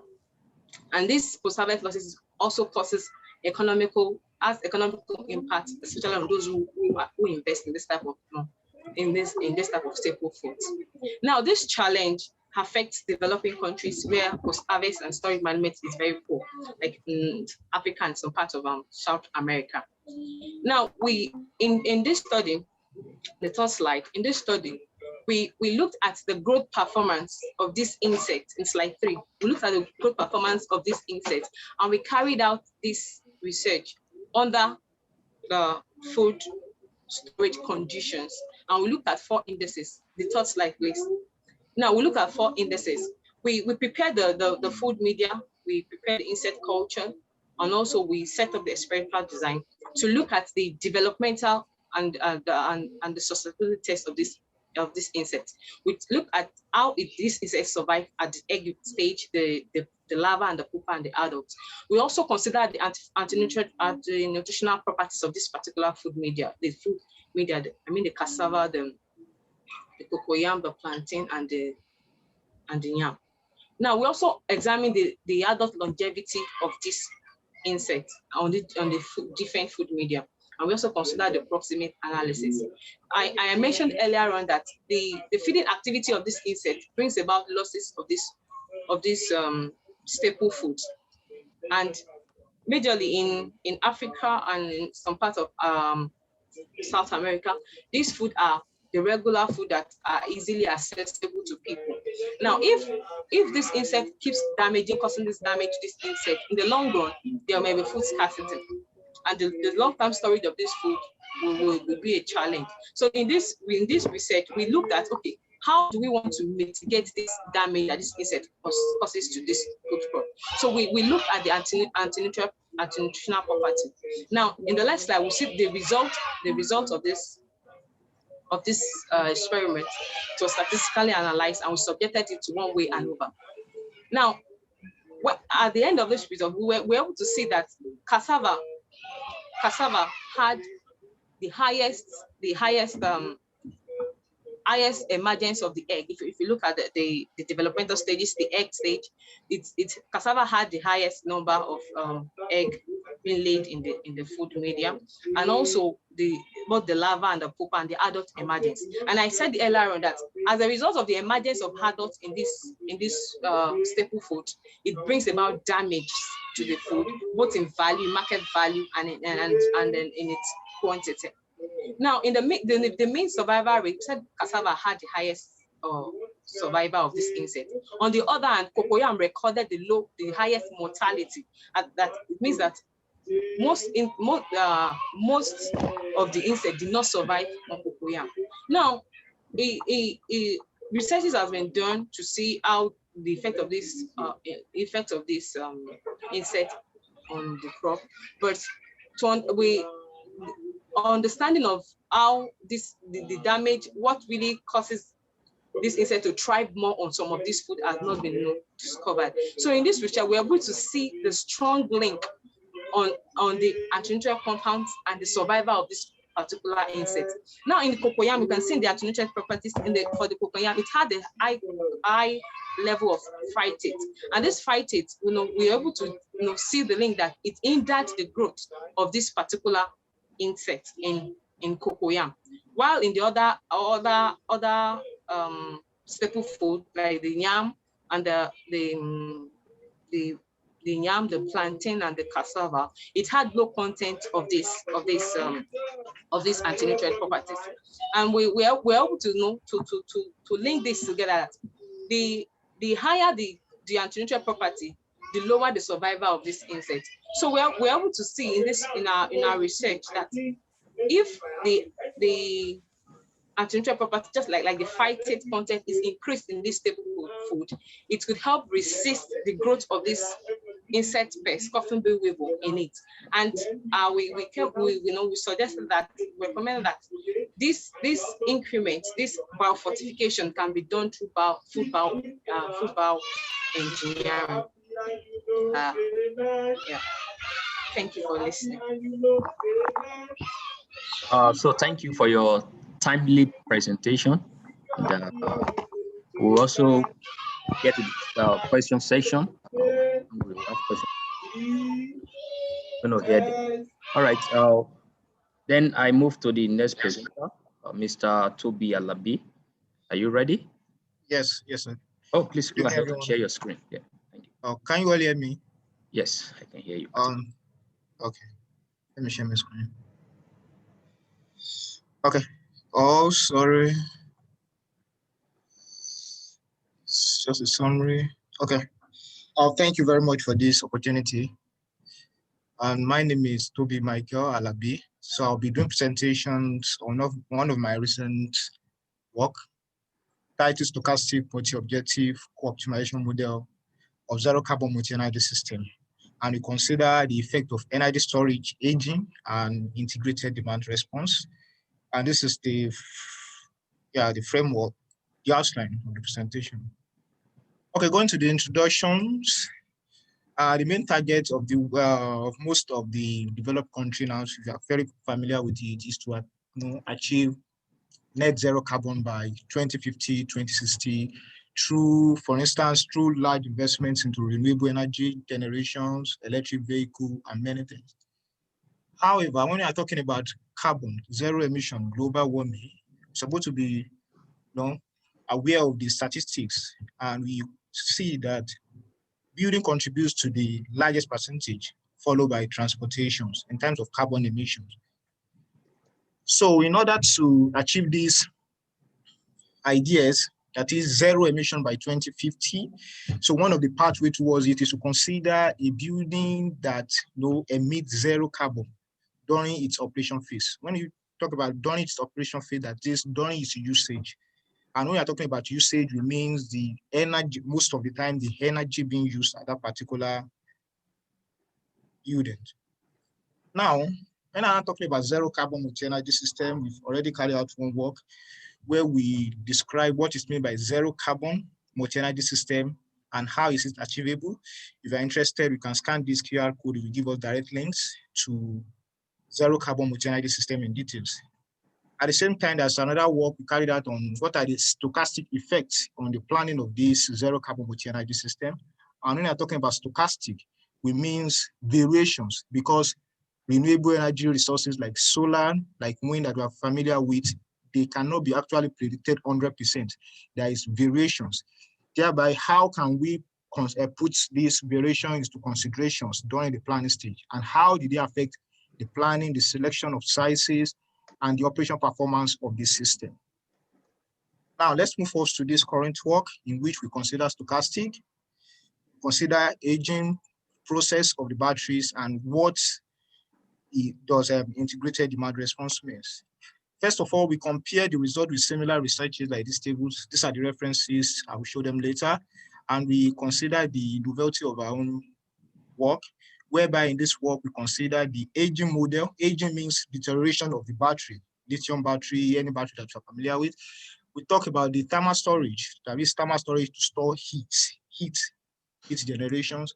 And we talked about prevalence of decision makers and the approach that they adopt to solve the problem. At the same time, we consider the operational risk, that is during the operations, how does the variations, the uncertainties of either the energy demand or the renewable resources, how to consider them. And we use multi-objective optimization approach to solve this problem. So this is the main contribution of the work. The first one is that due to the voluminous of the data, we adopted clustering approach whereby we clustered the data like this. We group them into 4 categories, and we apply reduction approach because we have large voluminous of data. We can't load everything into the computational models. At the same time, for energy storage, because renewable energy resources, zero carbon, if we read the paper I showed the other time, energy storage is the backbone. And when I'm talking about energy storage, we must consider the aging of the battery, that is depreciations in the battery performance as time goes on.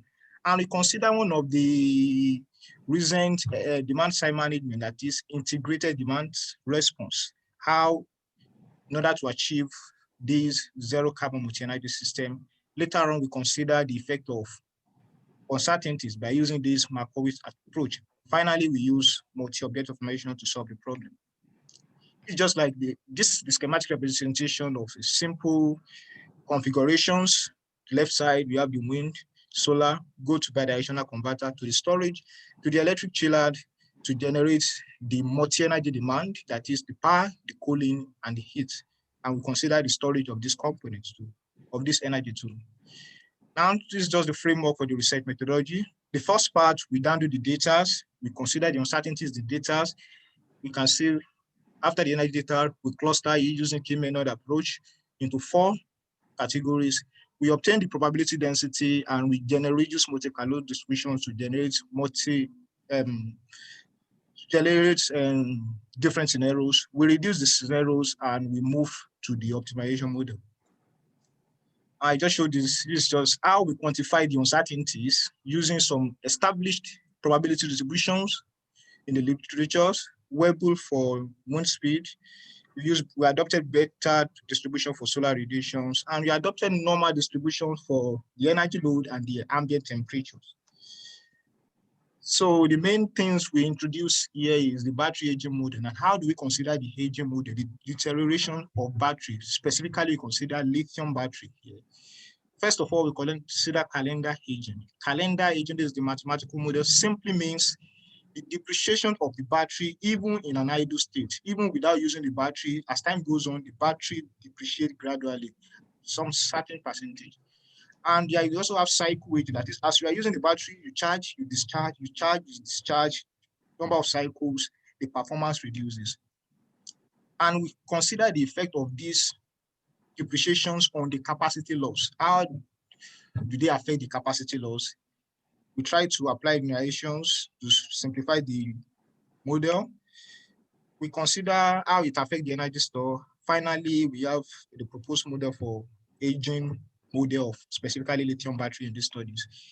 And we consider what is meant by integrated demand response. Demand response just simply means that the changing in the multi-energy consumptions due to availability, energy that is available at this particular moment. For instance, because renewable resources cannot be predicted accurately. Let's say we have 50 kilowatt at that particular time, and what is needed by the consumer at that particular time is 55. How do you try to adjust your demand consumptions? Although it may cause a little bit discomfort, but how do we do it in optimal way? That is what integrated demand response is about. And we apply mathematical approach to define it. And after the formulations, we get these subjective functions, 2 multi-objectives. We have the planning, we have the operations. Planning means selections buying capacity selection, which is like one-off expenses, whereby operations is a recurrent expenses, either monthly, weekly, or yearly. And we combine everything together, we form two multi-objectives. We now use weighted sum approach, whereby the decision makers decide maybe they want to give priority to the planning or they want to give priority to the operations, because planning is one-off expense, why operation is a recurrent expenditure, and how does it affect the planning and operation of the model. And we will consider the influence of uncertainties using this Markowitz approach, mean variance approach. This formula cannot be used directly due to the non-linearity, which may lead to complexity. And we apply piecewise generation to linearize it.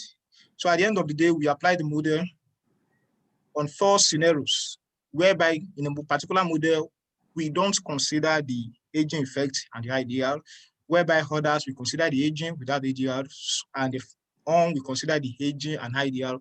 And finally, the proposed one, we consider the aging, the IDR, and the operation risk considerations. And this is the data for our model. And finally, based on our simulation results, we observe that with our proposed result, there is a modification in the capacity selections. Mr. Alabi, you have 4 more minutes. 4 more minutes? Okay, thank you very much. So there is a modification in capacity selections of the, for instance, the battery reduces for our proposed model, considering the aging, consider the scenario 3 and scenario 1, whereby the aging is not considered. And we consider the cost, and we observe that with our proposed model, we can reduce the investment cost by 10.68, whereby for planning of 20 years, we can reduce the operation cost by 80% due to incentive provided by the policymakers. We consider that for integrated demand response, the policymakers, they provide incentive to zero carbon consumers in order to encourage them to adopt the approach. And we consider the effects on the energy storage too. With our proposed model, we're able to regulate the energy storage malfunctions of the batteries. And we consider how the battery lifetime to also affect the total cost too. You see that as the battery life increases, it goes for higher capacity, which leads to reduction in the cost. Finally, we consider the decision maker preference too. It also affects the capacity selections. As you can see here, 10 to 50% affect the capacity selections of these. And yes, decision maker preference also affects the total cost.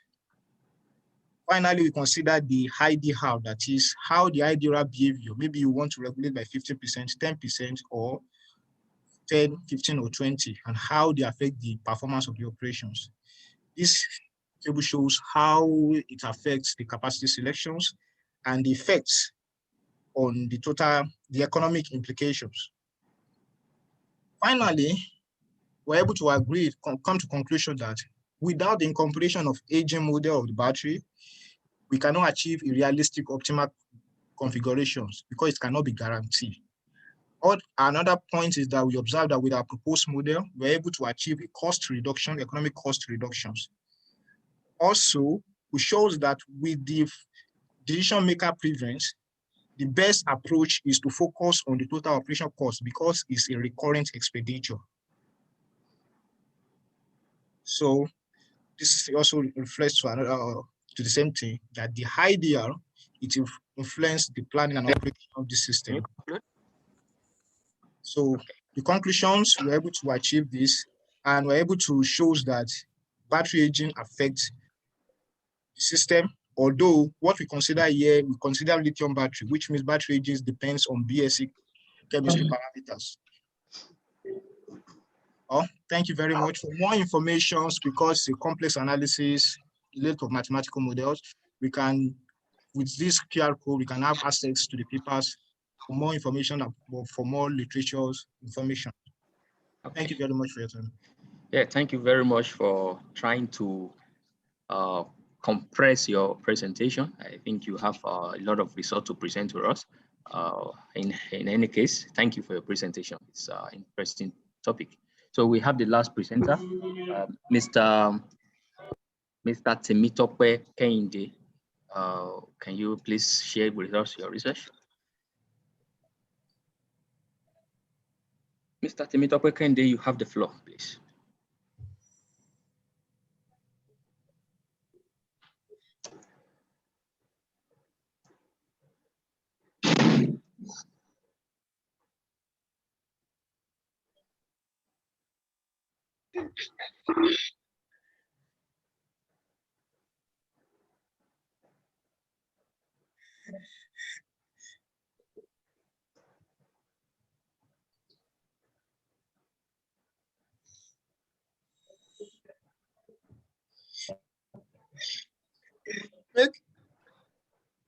We cannot hear you, Mr. Kende.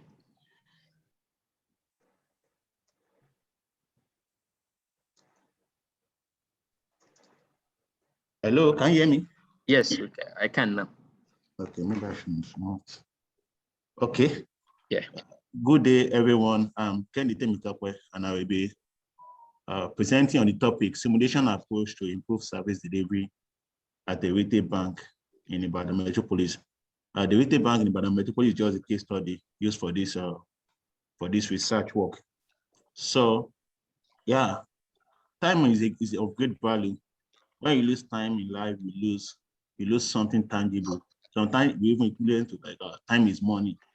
So, but no, the idea of being on queue for anything in life, we regard this as unproductive, because such time, especially in places like banks, petrol stations, and many service centers, we regard it as unproductive because we believe that you are not making money from it. Such time can be used for another thing that we give you a financial reward, I give you a monetary reward. So everybody hates to be on queue for any reason, whether at work, whether in bank, whether at the communication center or anywhere.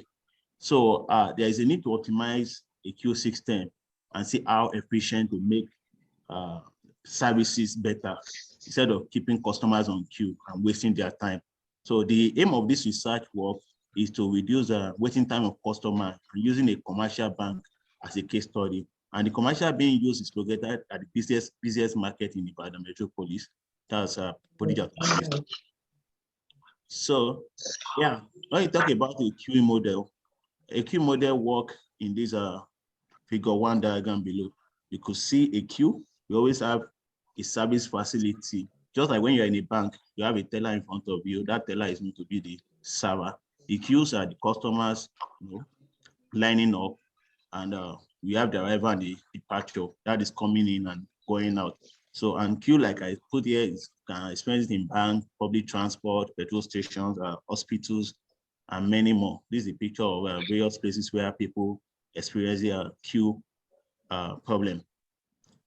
So now the model is to, here we wanted to model the queue being experienced in the banking system and see how we can optimize it.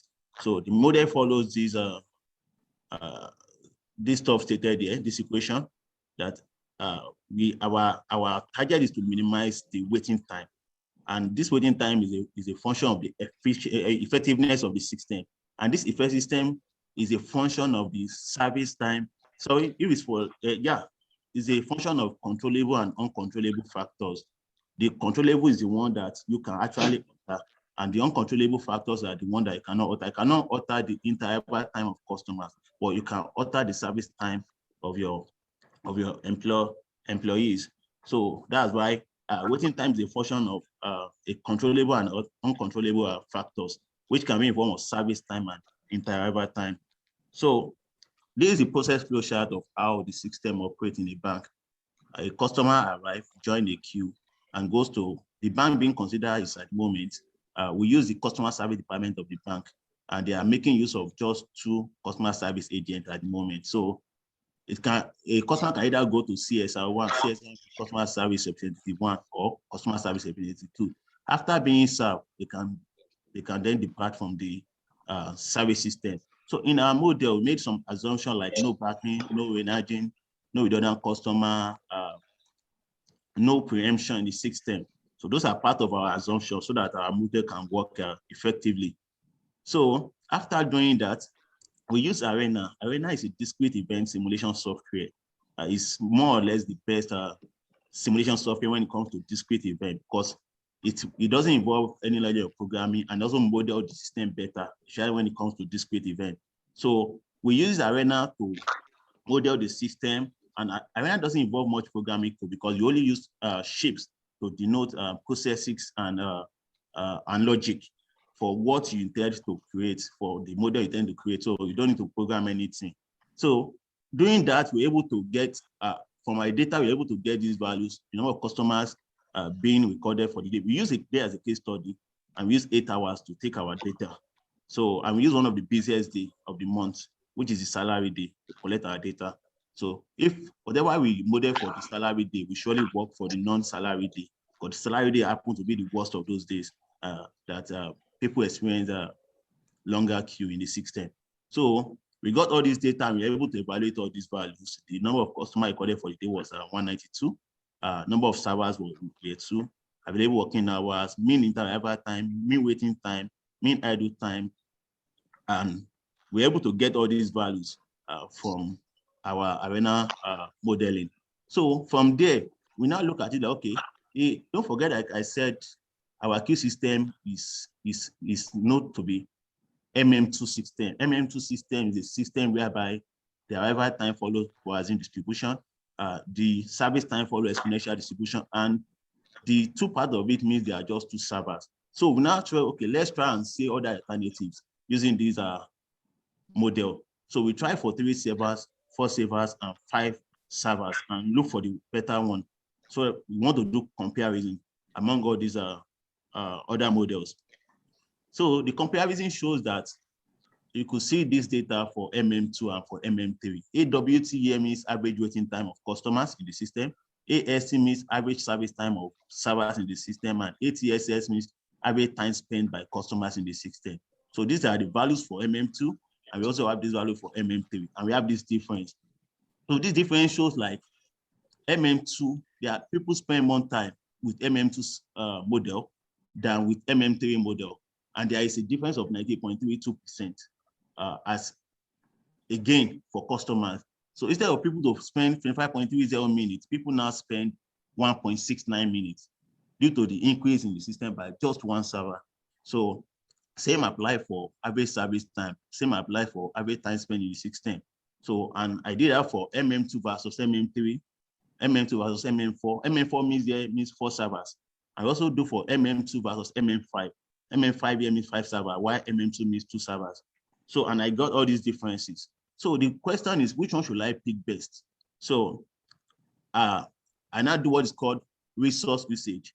Even though a model is better, it must not be at the detriment of the server doing the work. I must not be overused because I want to make sure that customers don't queue. So looking at that, from my MM3 model, you can see that the efficiency of the CSR1, which is customer service representative 1, was 83.98%, while that of CSR2 was 73.34, and CSR3 was 61.54.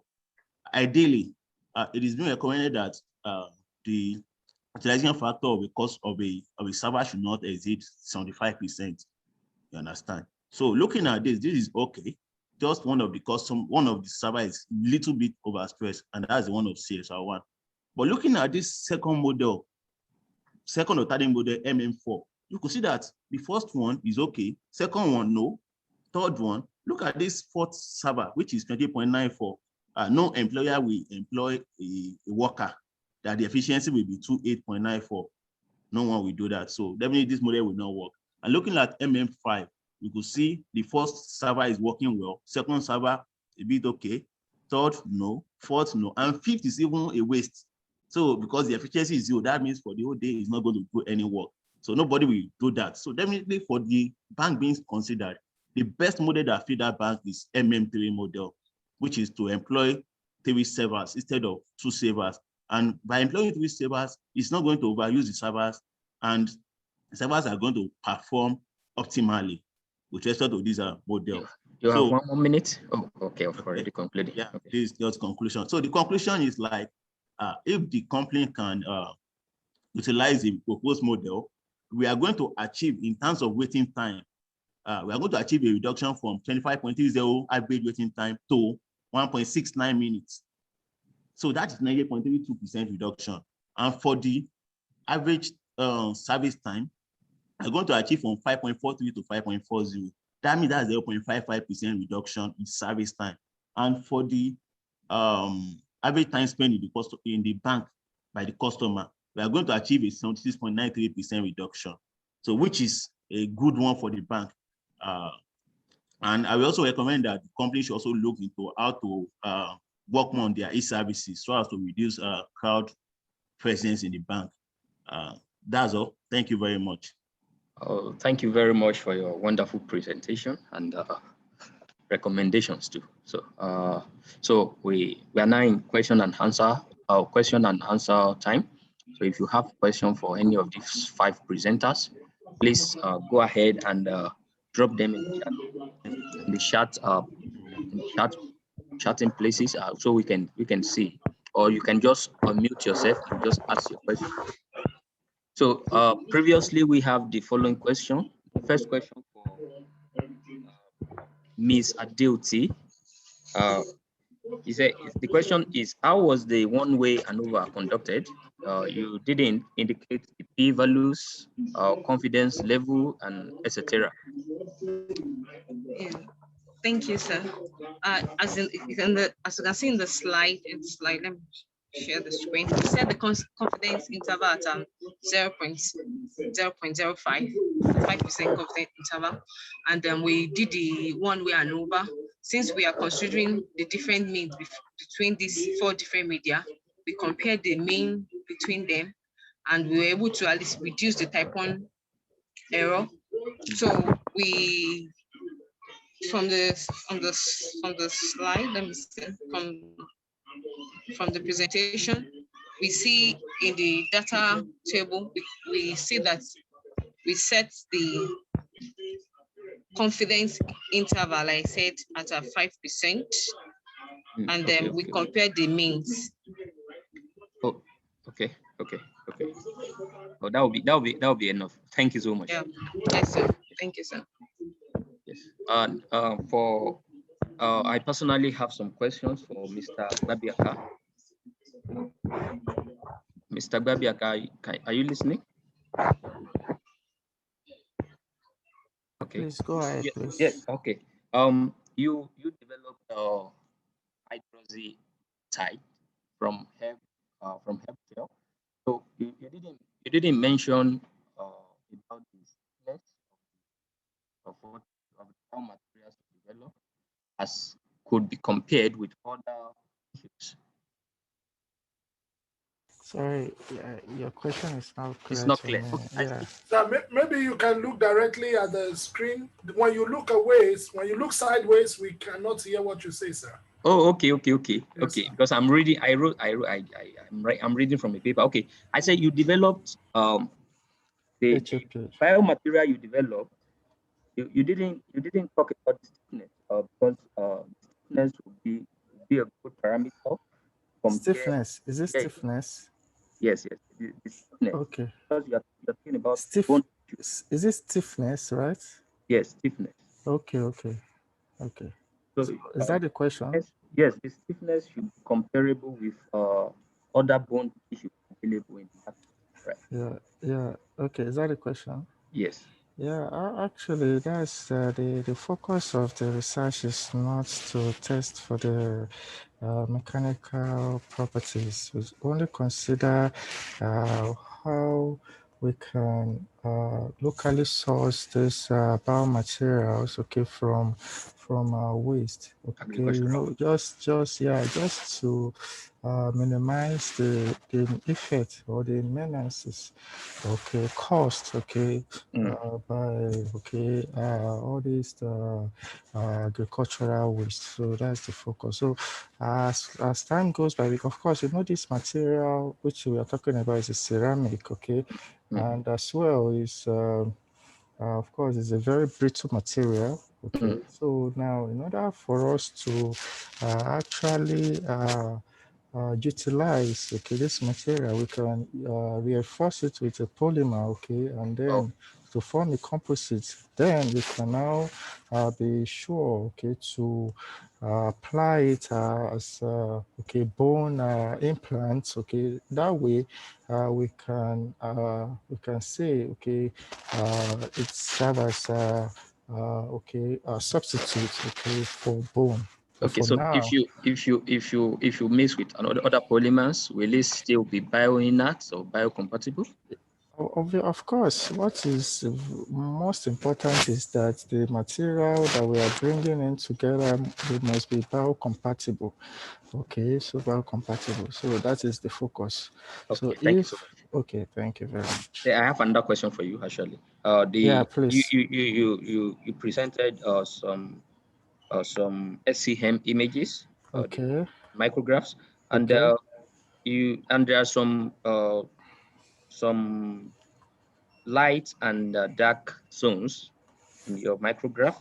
Then Okay. you didn't predict the precipitates. Okay. Yeah, because the precipitate should be predicted based on the micrograph you are presenting, so that we can know what are the things that could emanate from your biomaterial. So what do you mean by precipitates? Are you talking about other Yeah, constituents? other Okay. constituents, that's what I mean. Oh, okay. Actually, why we can say this material is biomaterial is HAP is that we conducted EDX. Although I didn't present it, okay, because Okay. it's going to be too what was it called? Cumbersome. Voluminous. Yeah. So I only to pick the key slide, okay, to present. So from the EDX which we conducted, okay, we can actually be able to identify the phases which the elemental phases, okay, which we are interested, okay, so now, so the one I presented here is just to give a picture of how the HAP, okay, is Okay. Can I? Okay, I should stop. Okay, Yeah, thank you thank you. very I much. think I Okay, got a notification of a session. okay, It's actually time up. okay. Other questions, if we have other questions, we can just drop in the chats. So the concerned presenter can answer us on there. So thank you for your presentations and thank you for the opportunity given to us to present. Thank Over you to very you, much. Mr. Ola. Thank you very much, Mr. Bodunde Philip, for this excellent organization and the conduction of the session. It's awesome to learn from people from the other fields, unlike some of us in the social sciences. So it's eye-opening and engaging at the same time. So without much ado, I think we have come to the end of this session.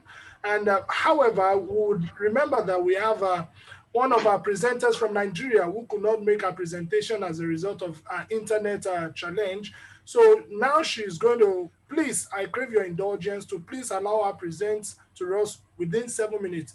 Then after that, we are going to have our invited guest speaker assistant, Professor Burakinyo from Ireland, to talk about how to publish in high impact journal. And I think we are all also waiting for that. So Dr. Grace Adewale, over to you, ma'am. Thank you very much. Well, thank you very much. I hope you cannot hear me. Yes, ma'am, you are loud and clear and we can see your PPT. All right. Thank you very much. I'm sorry for the delay.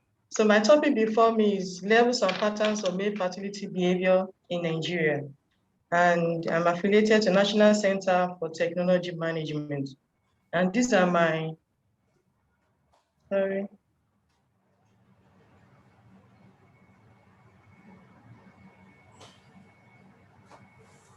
I want to show the main screen.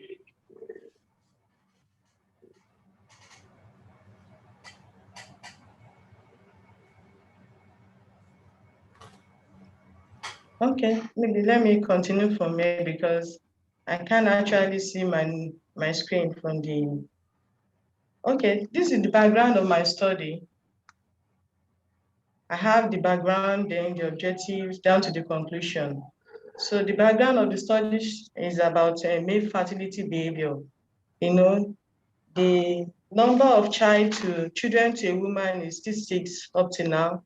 And so it's still very high.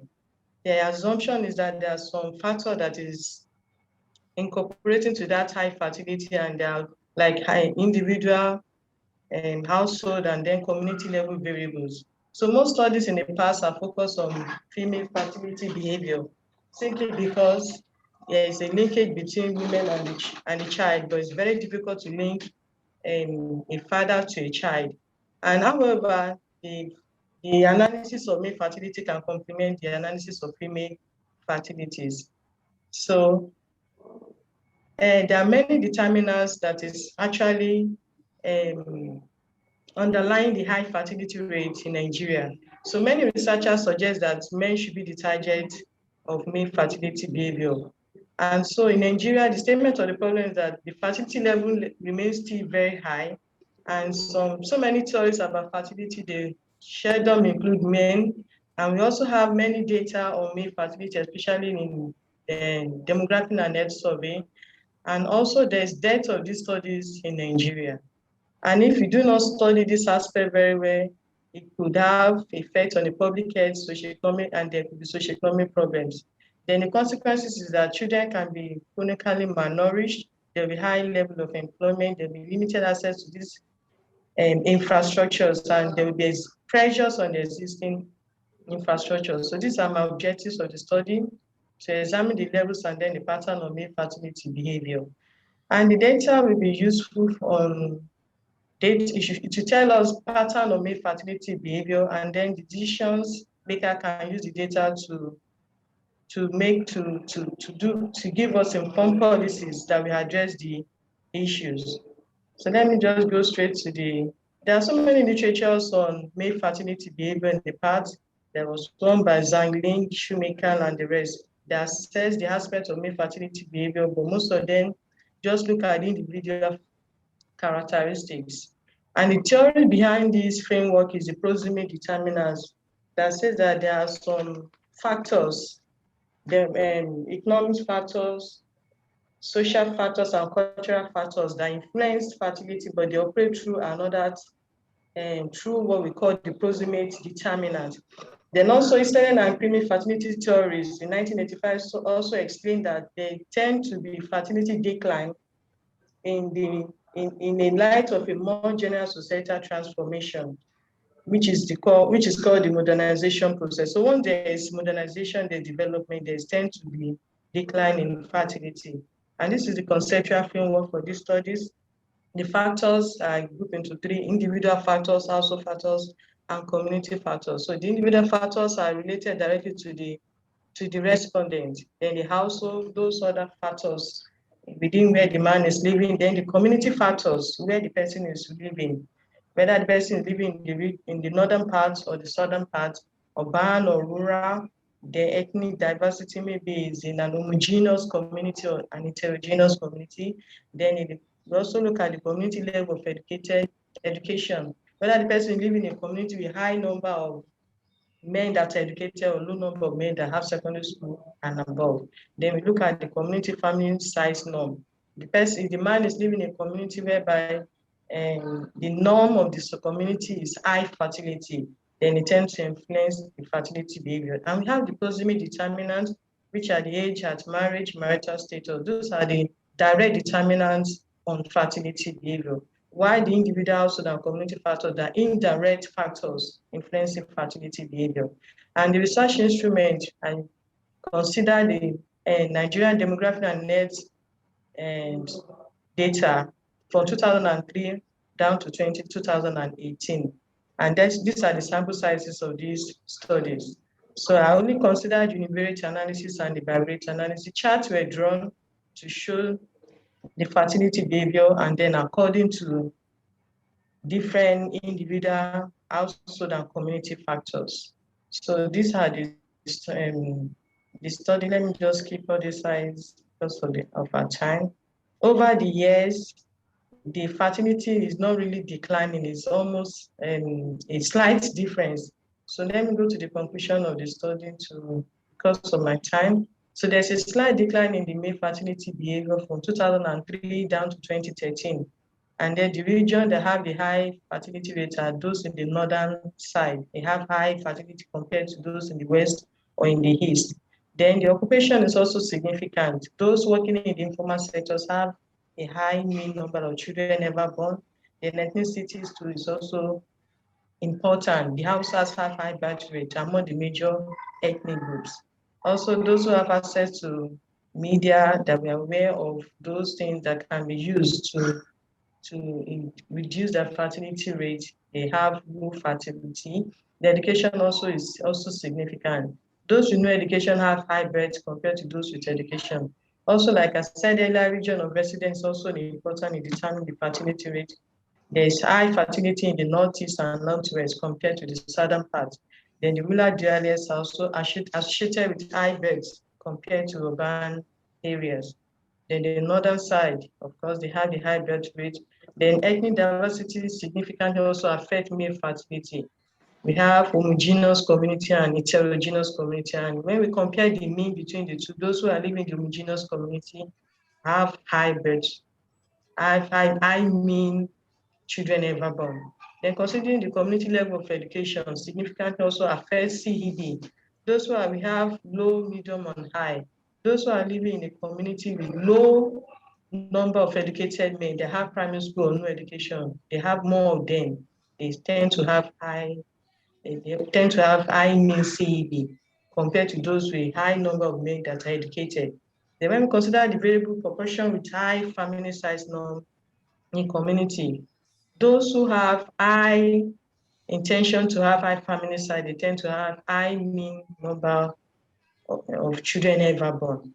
Then to control the population in Nigeria, we can see that these community variables, apart from the individual variables, they influence the intention of men having high birth rate. So to control this, there's need for more social policy interventions to improve the educational sectors, employment opportunities, and the general economic situation of the country so that they will have more things to be engaged in rather than proliferating. Thank you very much. Yeah, thank you very much, Dr. Grace Ololade, for this interesting presentation. Well, because of our time that is already far spent, I wouldn't know if we can allow just 1 minute for any question. If there is a question for this presentation, please, you could make it now. The floor is open. I'm just going to give 30 seconds. If we don't find any question, then we move on. So thank you very, very much more for this presentation. Do we have anyone with questions for her? Yeah, we could give her a feedback also. Okay, I think we have a question. Is high birth rate directly equals fertility? Probably the question is that that you could differentiate between high birth rate and fertility. Thank you. Dr. Grace? Yeah, the question is coming, is in the chat box actually. Is high birth rate directly equals fertility? No, the variable that is defining fertility is children ever born. So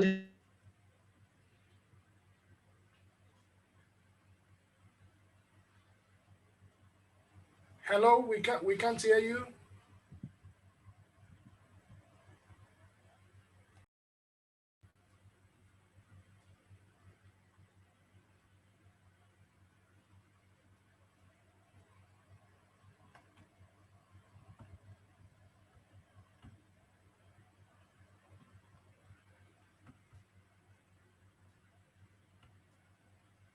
Hello.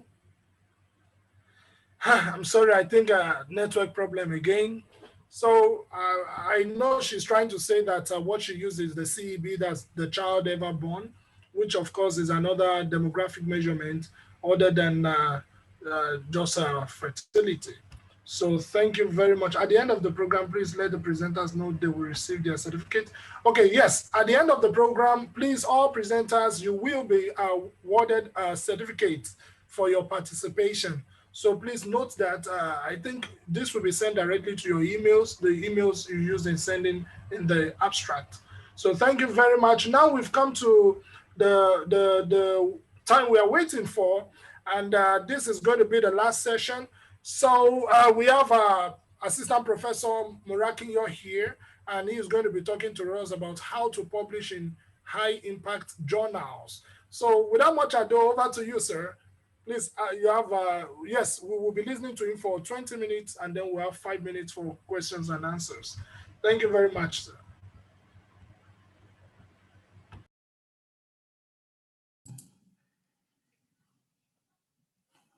All right, can you hear me? Yes, sir. Loud and clear. Thank you. Yeah, appreciation to the committee, the research committee, for inviting me to give this talk, and it's a pleasure to be here and to be back home, really, because we were together for over 6 years. But I thank God for this, and I thank you all for this privilege to speak to you again. And I also appreciate the entire ANSHK executive as well, and the members for keeping the association running smoothly, and for the impressive and inspiring presentation that have gone ahead. So yeah, in this few minutes, I will just be sharing with you on how to publish in high impact journal and getting encouraging citation. So the key point here is high impact. So one could publish in predictory journal, it's not a big deal, but how to get your research published in high impact. And I also acknowledge that there are a lot of, in fact, when I received this topic, I was like, oh no, I will be speaking to already established or high-rated scholars who might have, I mean, you have all this information, but I believe nonetheless that there will be something in here for everyone to learn. All right, so definitely I hate to show this slide, but this is the reality of the issue that we have in our academic world now. So it's either you publish or you perish.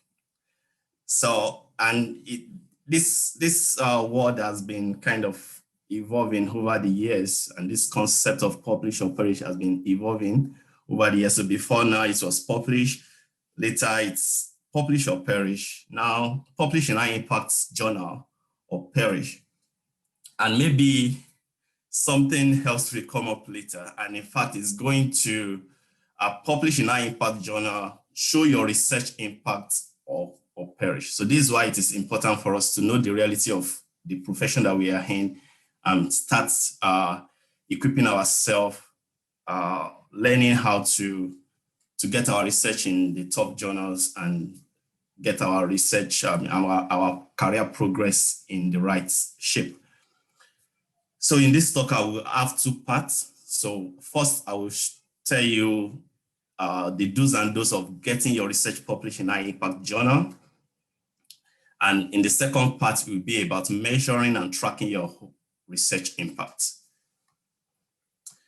All right, so let's dive to the part one. So the key point here is, like many presentations I've shown today, is to show originality.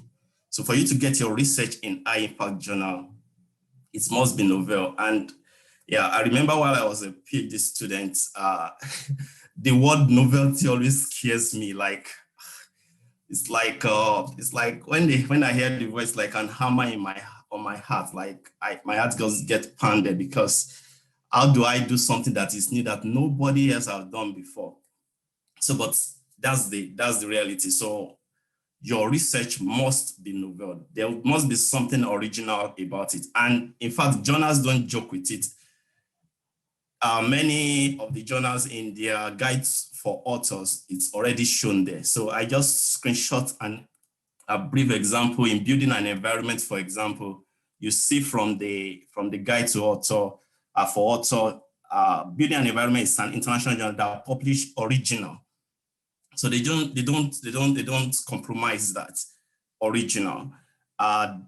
The knowledge of new knowledge, I mean, the research is focused on new knowledge and rigorously verified, okay? So these are keywords that one needs to pay attention to. Your originality is key. Then if you check applied energy, impact factor over 8 here, the journal publishes original. So novelty is key. And I also dive deeper into building an environment, for example, and amidst their review criteria, originality is number one. So they don't compromise that. And in fact, if you read further, the journal demands that in your letter, like your cover letter, you should show 3 main major contribution your paper is making to the field, else it will be rejected at the technical screening stage.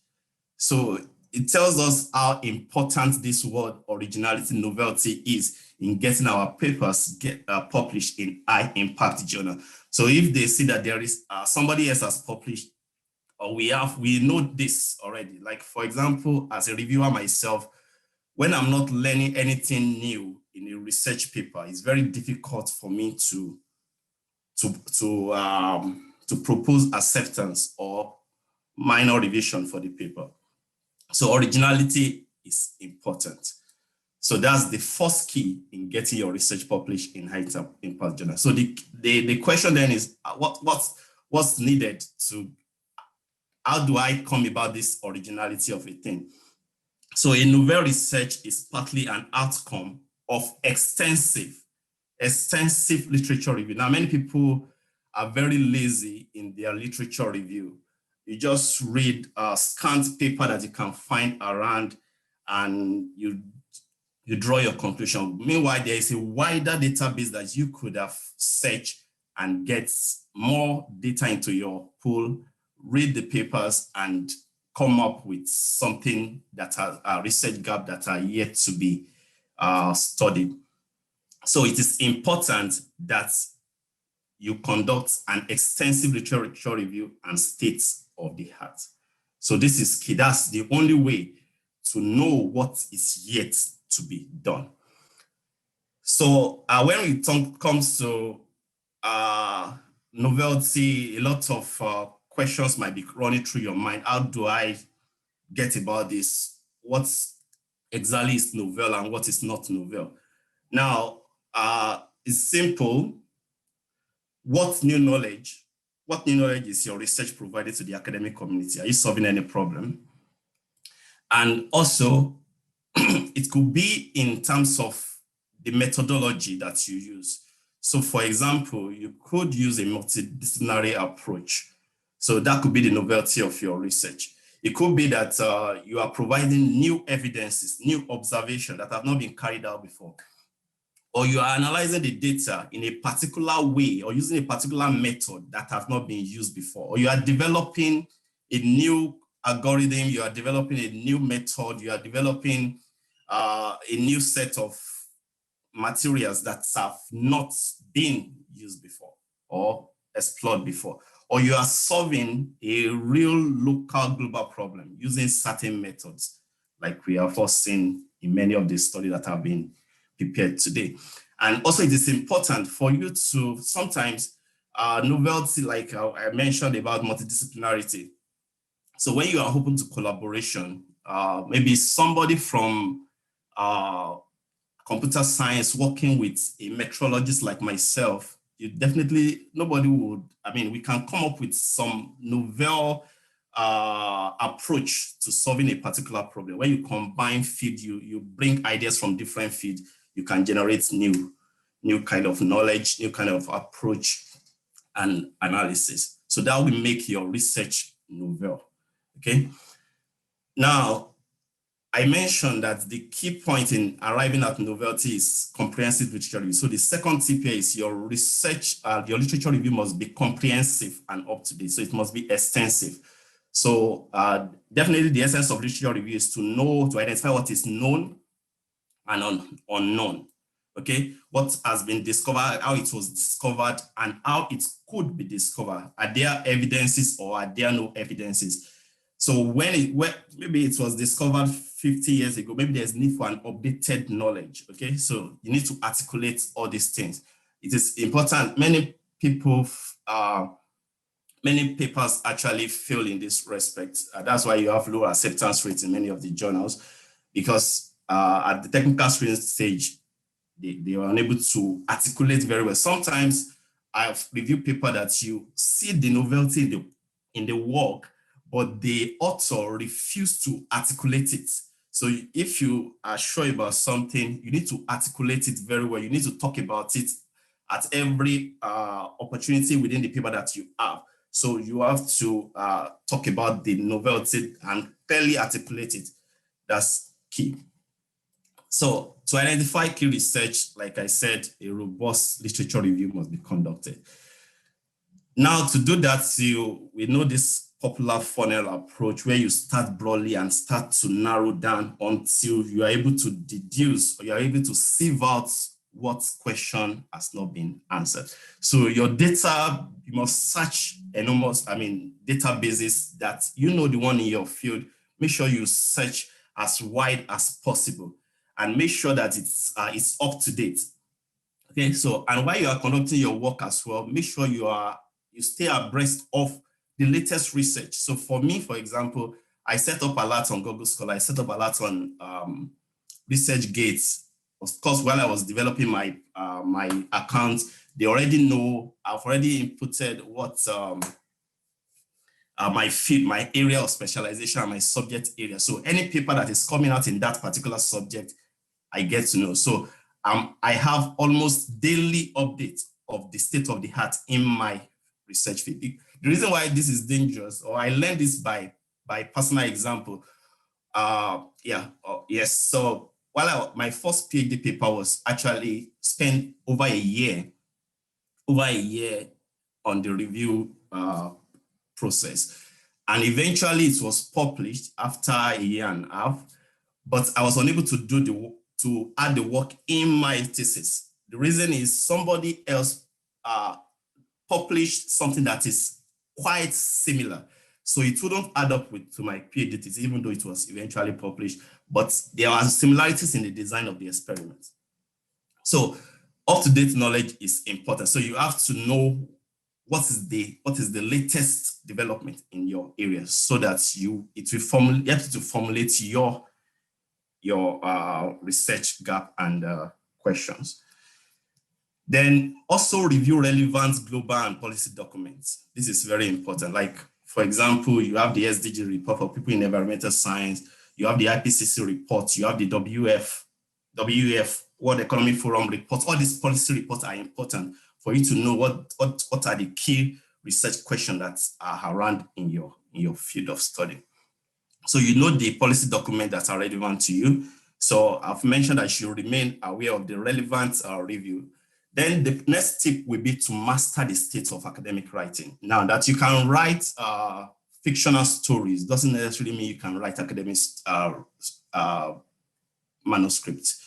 Okay, so there are techniques to this, and of course we are all aware about it, but you need to master the art. So master the art of academic writing. So it could be a paper that has inspired you very well along your PhD study. Try to look beyond the content to look at the technicalities of the writing of the paper, manuscript itself. How does the author structure the wordings and all of that? So master the idea. I have a paper during my PhD that I printed over and over again because I just so much soak in that paper because I love the way it was structured. I really understood everything, though it was technical, but it was written in plain and understandable language. Very, very, very important paper. And it's one of the highly cited one in my research field. So you need to study the structure and the outline of academic writing. Is different from what you have in other type of writings, okay? So you need to study the structure and the content, especially if there's a difference between review paper and also the original manuscript. So you need to study all of those and know what is expected. Then what you read, what you put in is what you will dish out. So you need to begin to consume quality paper. That will be what will formulate your paradigm in writing academic paper. So when you read quality, you most likely produce quality, especially in the environment that we have. You have all the necessary tools to get your research done. So also, especially if you are inexperienced, it's good that you work with an experienced colleague. This actually helped me while I was starting to write because I had problems with my first set of manuscripts, was unable to publish. Those were my master's research. But eventually I worked with an active mentor who taught me how to, line by line, took me step by step in how to write and get this work published. Okay, then practice free writing. So free writing, the concept of free writing is just to put down everything in your mind, not minding the structure, the tenses, the spelling. It's just like pouring out your heart. Okay, just type, write, free writing. I attended a free writing session in my school then, School of Energy and Environment with Professor Primbacom. So we just put us in a lab and everybody just start writing, just write anything, just write on a particular topic, just write. And eventually people come up with 2 pages, 3 pages. And before that, before we know it, it starts to develop more in terms of writing. Then write with the readers in mind. You want to write with the readers in mind. You are taking them on a tour, okay? You are taking them on a journey. So write with the readers in mind. You don't want to nothing should be vague in between. So write with the readers in mind. That's how your work can get published in High Impact Journal. Because when the reviewer is lost in the process of writing, you just dump your paper, okay? So it is important to write with the reader. You might carry them on a journey and make sure you carry them through to the end of the journey. Yeah, I've mentioned I should understand the structural difference between research manuscript and review paper. Then avoid informal languages and vocabularies. This is key. Use more passive than active voice. Then seek internal review, okay? Ask somebody else. Like, in fact, I like the concept of this research forum. People can talk about your research, give you feedback and all of that. So again, when you finish writing, ask a colleague. Different characters in the scriptures, like Moses, Noah's Ark. My wife, I sometimes ask my wife to read my manuscript. And in fact, my professor during my postdoc always asks me if my mother cannot understand what I have written, then I have not actually communicated. Okay, so even though it is technical, but you can write in a way that people can understand. When people understand your work, they will find it interesting to accept and to cite. Having done all of that, you must select the right journal. So select the right research for the right journal. So nowadays, there are a lot of papers, but you want to publish where it will be read. Okay, so what are the people in your field, in your subject area, what paper are they reading the most? To get high citation, you must get it to the right desk, to the right person. So if you publish something, if for example, you publish something, social science even though they accept it in a multidisciplinary paper, journal, for example, but maybe that's not where your readers are, the people in your community, that's not the papers they are reading, then you are not getting it to the right people. So how can you then be cited? So you must try to balance. You want to publish, but you want to publish in the right place so that you can get citation, okay? So to publish in the right journal, you must have a personal standard, not just to publish, but what's your personal standard? This is important. An impact factor nowadays, I'll talk more about it later on in the part 2, but impact factor is key. Our reason is by experience, I have seen job position or job advertisement that says, in fact, my postdoc of job advert says, you must have impact. I must have 2 SCI paper published in impact factor greater than 1. Okay, that was a very fair requirement. So it is important. What's the impact factor? You must have a personal standard. So avoid predatory journal. They have nothing to add to your career progression. And nowadays, for you to get the best fits, publishing houses have come up with what they call the journal finder, okay? So when you finish writing your paper, of course, you should write with a paper in mind, like with a journal article in mind. So if you understand what I mean, so depending on the journal you want to write to, that will determine the structure and how you outline your content.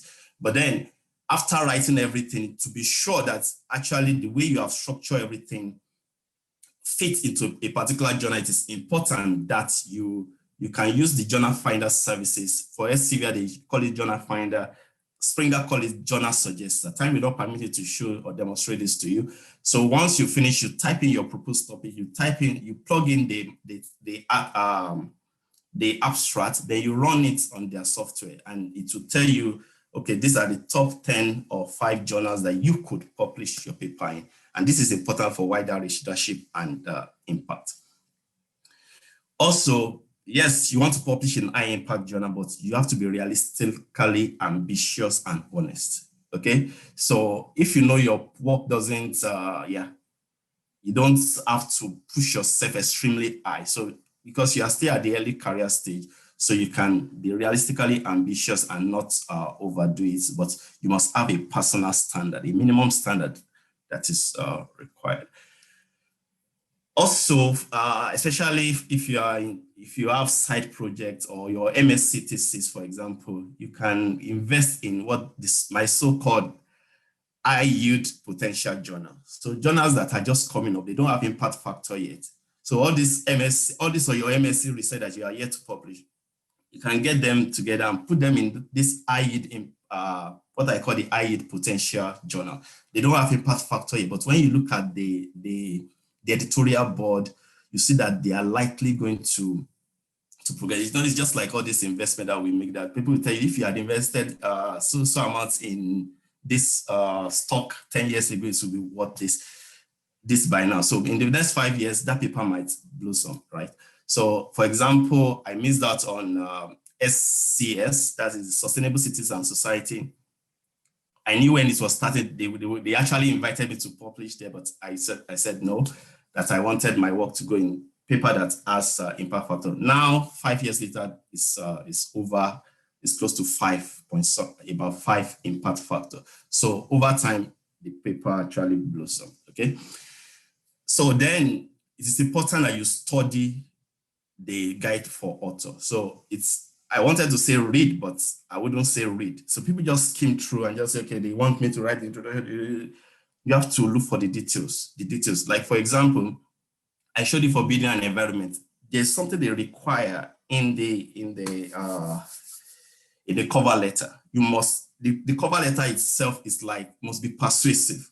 You must be able to persuade and highlight what are the key contributions of your paper. Not just say, dear editor-in-chief, this and this and this, find attach our paper and then submit it. No, they will bounce it back immediately. That's their own requirement. So you must know what they really want. Study it, highlight, mark all the details that they want. So it is quite important because you want to avoid text rejection. So I've mentioned about cover letter, the scope, the structure that they want, the citation, in-text citation and references style they want, the image quality. Now, many people don't pay attention to this. They require certain DPI of image. So you must make the letters also legible enough. Okay, so that's key. Do they require highlights or graphical abstracts? So it is important for you to know. And also, where possible, select appropriate handling editor, especially for interdisciplinary journal. So if you select the wrong editor, it may not find value in your work and may just bounce it back, okay? So it is important for you to select the right handling editor. Then coin an attractive and hot topic, okay? Master the art of not just, you can just, don't just say something loosely, like just don't write something loosely. Try to coin attractive topic that, the editor, you will agree with me that there are some paper that from the title alone forces you to read, but sometimes when you get inside the content, you'll be disappointed. So that's how to get people to, now, if you now have good content and good topic, people will definitely be attracted to your paper, and that will get you more citation. Then pay attention to the keywords, okay? So my own personal principle, I always pray and I always write with many PhD students in mind, because I know that if I can get my paper into the hands of PhD students, these are the people that drive the citation industry, so to say. Okay, so because for me, when I was writing my thesis, there are some people that were constant in all my papers and even in my thesis. So you want to use keywords that are key, or yeah, keywords are key. The keywords that are very important in this subject. Okay, so make sure that you select the right word, because when you are doing your literature review, if you agree with, when you go on the search database, you just type in keywords. So once you type in on keyword, then you begin to analyze all the papers. So you want to make sure that your paper comes down on the pool of as many PhD students' personal literature database as possible. Okay, so this is important. Of course, you know this is a big issue and you don't need to put yourself into this. Don't plagiarize in any form. I don't need to talk much about it. You know already. So handling rejection, yeah, this is important. And first, just know that everybody gets rejected. The day that I was liberated from the grip or the negative impact of rejection is when a professor told me that his paper got rejected yesterday. A chair professor. Okay, so that's actually changed my orientation about. So I got to know that this is the world we live in. You can get rejected for any reason, and you just have to take it lightly on yourself. Okay, so it's not the end of the world.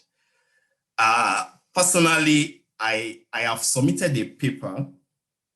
I was expecting a rejection, so I was hoping that the paper, the feedback from the reviewers will help me to optimize the results better. Okay, so just like you are not sure, but you want to know what the community feels about it, and eventually the paper was actually accepted. Okay, so that's important, that we know how to handle rejection. And rejection can come up in different, at least 4 stages during the review process. So what to do to handle the rejection?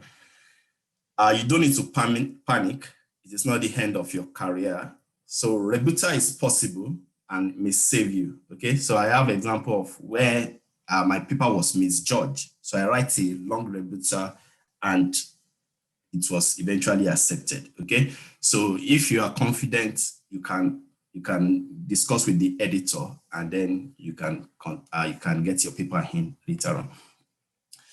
Also, it is important that you humbly reflect. When you get a rejection, just close your computer, go and sleep, come back later, go and play with your family, come back later to it and reflect, okay?